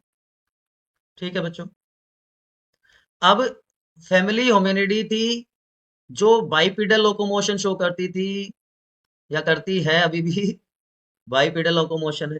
इसमें जीनस क्या आ गया, स्पीशीज क्या आ गई, जीनस क्या आ गया इसमें, होमो। स्पीशीज क्या आ गई, सेपियंस। तो Homo sapiens, all primates, tree shrew, terrestrial shrew, tree shrew, primitive primates, जिसको प्रोसिमियंस कहा गया, tarsoid ancestors, new and old world monkeys. और इसमें फिर कॉमन एंसेस्टर ऐड कर दिया, तो ड्रायोपिथिकस, ड्रायोपिथिकस से एक तरफ एप्स हो गए और दूसरी तरफ रामापिथिकस। तो ये हिस्टोरिकल बैकग्राउंड है। ठीक है, अब एक एक बार फटाफट देख लेते हैं। तो 3 से 4 मिलियन ईयर्स पहले मैन लाइक प्राइमेट्स जो कि ईस्टर्न अफ्रीका में डेवलप हुए, सिर्फ 4 फीट की हाइट थी, सीधे चलते थे। And this believe is based on fossils of man like bones found in Ethiopia and Tanzania. वहां पे इस तरह की बोन्स मिली हैं जिनकी हाइट कम थी, और इस वजह से ये इस आइडिया को वो मिला। ऑस्ट्रेलोपिथिकस ये 3 से 5 मिलियन ईयर्स पहले आया था वैसे तो, ईस्ट अफ्रीका ग्रासलैंड्स में स्टोन के साथ, स्टोन के हथियार इसने बना लिए थे, फ्रूट खाता था। और इसके जो व्हाट यू से, जो फोसिल मिला है, टुआंग बेबी उसको कहा गया है, टुआंग बेबी, ऑस्ट्रेलोपिथेकस अफ्रीकान्स का, जो 5 से 6 साल के बच्चे का है, बॉय का, टुआंग बेबी कहा गया उसको। क्रेनियल कैपेसिटी इनकी थी 500 से 600 सीसी। टीथ वर मैन लाइक, इनके टीथ जो थे मैन लाइक थे, मॉडर्न मैन के जैसे टीथ थे। ठीक है ना। ऐसा एक फोसिल फीमेल का मिला है, लूसी, टुआन बेबी और लूसी, ये फीमेल फोसिल है, टुआन बेबी बच्चे का है। उसके बाद होमो एबिलिस, होमो एबिलिस जिनको टूल मेकर कहा गया, आप देख पा रहे होंगे यहाँ पे टूल मेकर इनको कहा गया, देवर टूल मेकर। इनकी क्रेनियल कैपेसिटी थी 650 to 800 cc. First man who made ape, वो सॉरी, वो टूल जिसे मैं बनाए स्टोन के प्रोटेक्शन के लिए, हंटिंग के लिए। तो फर्स्ट ह्यूमन लाइक बीइंग, तो होमिनिड, होमिनिड ग्रुप जो है यहाँ से स्टार्ट हुआ, और ये मीट नहीं खाते थे। इसके बाद आ जाते हैं होमो इरेक्टस, ये होमो इरेक्टस है। जावा से इनके फोसिल्स मिले हैं सबसे पहले। दो सिमिलर इनके जैसे हुए हैं, picking man and Heidelberg man. Heidelberg एक जगह है जर्मनी में, एक मिनट, हेडलबर्ग जर्मनी में। ठीक है बच्चों, इनकी क्रैनियल कैपेसिटी थोड़ी और बढ़ गई, 900 सीसी तक पहुंच गई। इन्होंने सबसे पहले फायर यूज की, fire, first use of fire, meat खाने वाले थे, तो इनके स्पेसिफिक फीचर्स आप याद रख लीजिए, आपका काम हो जाएगा। उसके बाद आ गए हमारे नियंडरथल्स, नियंडरथल मैन, होम्योसेपियन नियंडरथल्स, जो 40,000 साल के आसपास पहले मिले हैं। इनकी क्रेनियल कैपेसिटी 1400 सीसी तक पहुंच गई। ईस्ट और सेंट्रल एशिया में रहते थे, हाइड्स को यूज किया प्रोटेक्शन के लिए, और बरियल सिस्टम, लोगों को दफनाने का सबसे पहले काम यहाँ पे शुरू हुआ। ये ज्यादा स्टॉकियर बॉडी थी मॉडर्न मैन से, है ना। उसके बाद होम्योसेपियंस, मॉडर्न मैन से पहले आप क्रो मैग्नन की बात कर सकते हैं। मॉडर्न मैन से पहले क्रो मैग्नन जो था, वो डॉग का डोमेस्टिकेशन सबसे पहले उसने किया। उसकी क्रेनियल कैपेसिटी 1650 सीसी थी, है ना। फ्रांस से उसके क्रो मैग्नन रोक से उनके फोसिल्स मिले, इसलिए उसको क्रो मैग्नन कहा गया। उसके बाद आता है मॉडर्न मैन, जिसको होम्योसेपियंस कहा जाता है बच्चों। क्रेनियल कैपेसिटी है 1450। अब देखिए, क्रो मैग्नन की क्रेनियल कैपेसिटी मॉडर्न मैन से ज्यादा थी, ठीक है ना। मॉडर्न मैन डेवलप हुआ, डोमिनेट किया आइस एज में, अफ्रीका में सबसे पहले डेवलप हुआ, और उसके बाद डिफरेंट कॉन्टिनेंट्स में चला गया, उसकी अलग अलग रेसेस बन गई। तो human evolution is also example of adaptive radiation, human evolution is also example of adaptive radiation, ठीक है ना। तो प्री हिस्टोरिक केव 18,000 साल पहले बनी, और एग्रीकल्चर और ह्यूमन सेटलमेंट बने लगभग 10,000 साल पहले। बच्चों, ह्यूमन बींग्स का जो इवोल्यूशन है, मॉडर्न लिविंग मैन का जो इवोल्यूशन है, अफ्रीका में हुआ, उसको प्रूव किया गया by studying mitochondrial DNA from the living human all over the world, जिसमें ये पता चला कि maximum number of different mitochondrial sequences हैं वो अफ्रीकन कॉन्टिनेंट में ही मिली। इससे आइडिया मिला कि क्या क्या आइडिया मिला कि इवोल्यूशन कहाँ स्टार्ट हुआ, अफ्रीका। अब इवोल्यूशनरी ट्रेंड क्या है ह्यूमन इवोल्यूशन के, इवोल्यूशनरी ट्रेंड्स कि क्रोमैग्नन से कम है लेकिन इंक्रीज ग्रैनियल कैपेसिटी, ठीक है ना। दूसरा क्या है, फोरहेड और चिन फॉर्मेशन, फोरहेड और चिन दिखाई देने लगी अलग अलग से, ये प्रोमिनेंट फीचर आ गया। तीसरा, लैंग्वेज और ब्रेन, ब्रेन और लैंग्वेज दोनों का पैरेलल इवोल्यूशन हुआ, ब्रेन प्लस लैंग्वेज कोई ना बदला है, इंपॉर्टेंट सब कुछ पहले सा है। उसके बाद ड्रॉप नोज और ओपोजिबल थंब, जिससे ग्रैस्पिंग ज्यादा बेटर होगी। तो ये कुछ फीचर्स थे जिसकी वजह से इवोल्यूशन को प्रोमिनेंटली स्टडी किया गया। तो ये सीक्वेंस है बच्चों ह्यूमन बींग्स की, Dryopithecus, Ramapithecus, Australopithecus, Homo habilis, Homo erectus, Homo neanderthal, Homo sapiens, and ये हमारा कोर्स ऑफ इवोल्यूशन, ठीक है बच्चों। तो ये आपका चैप्टर था, होप चीजें आपको समझ में आ गई होंगी।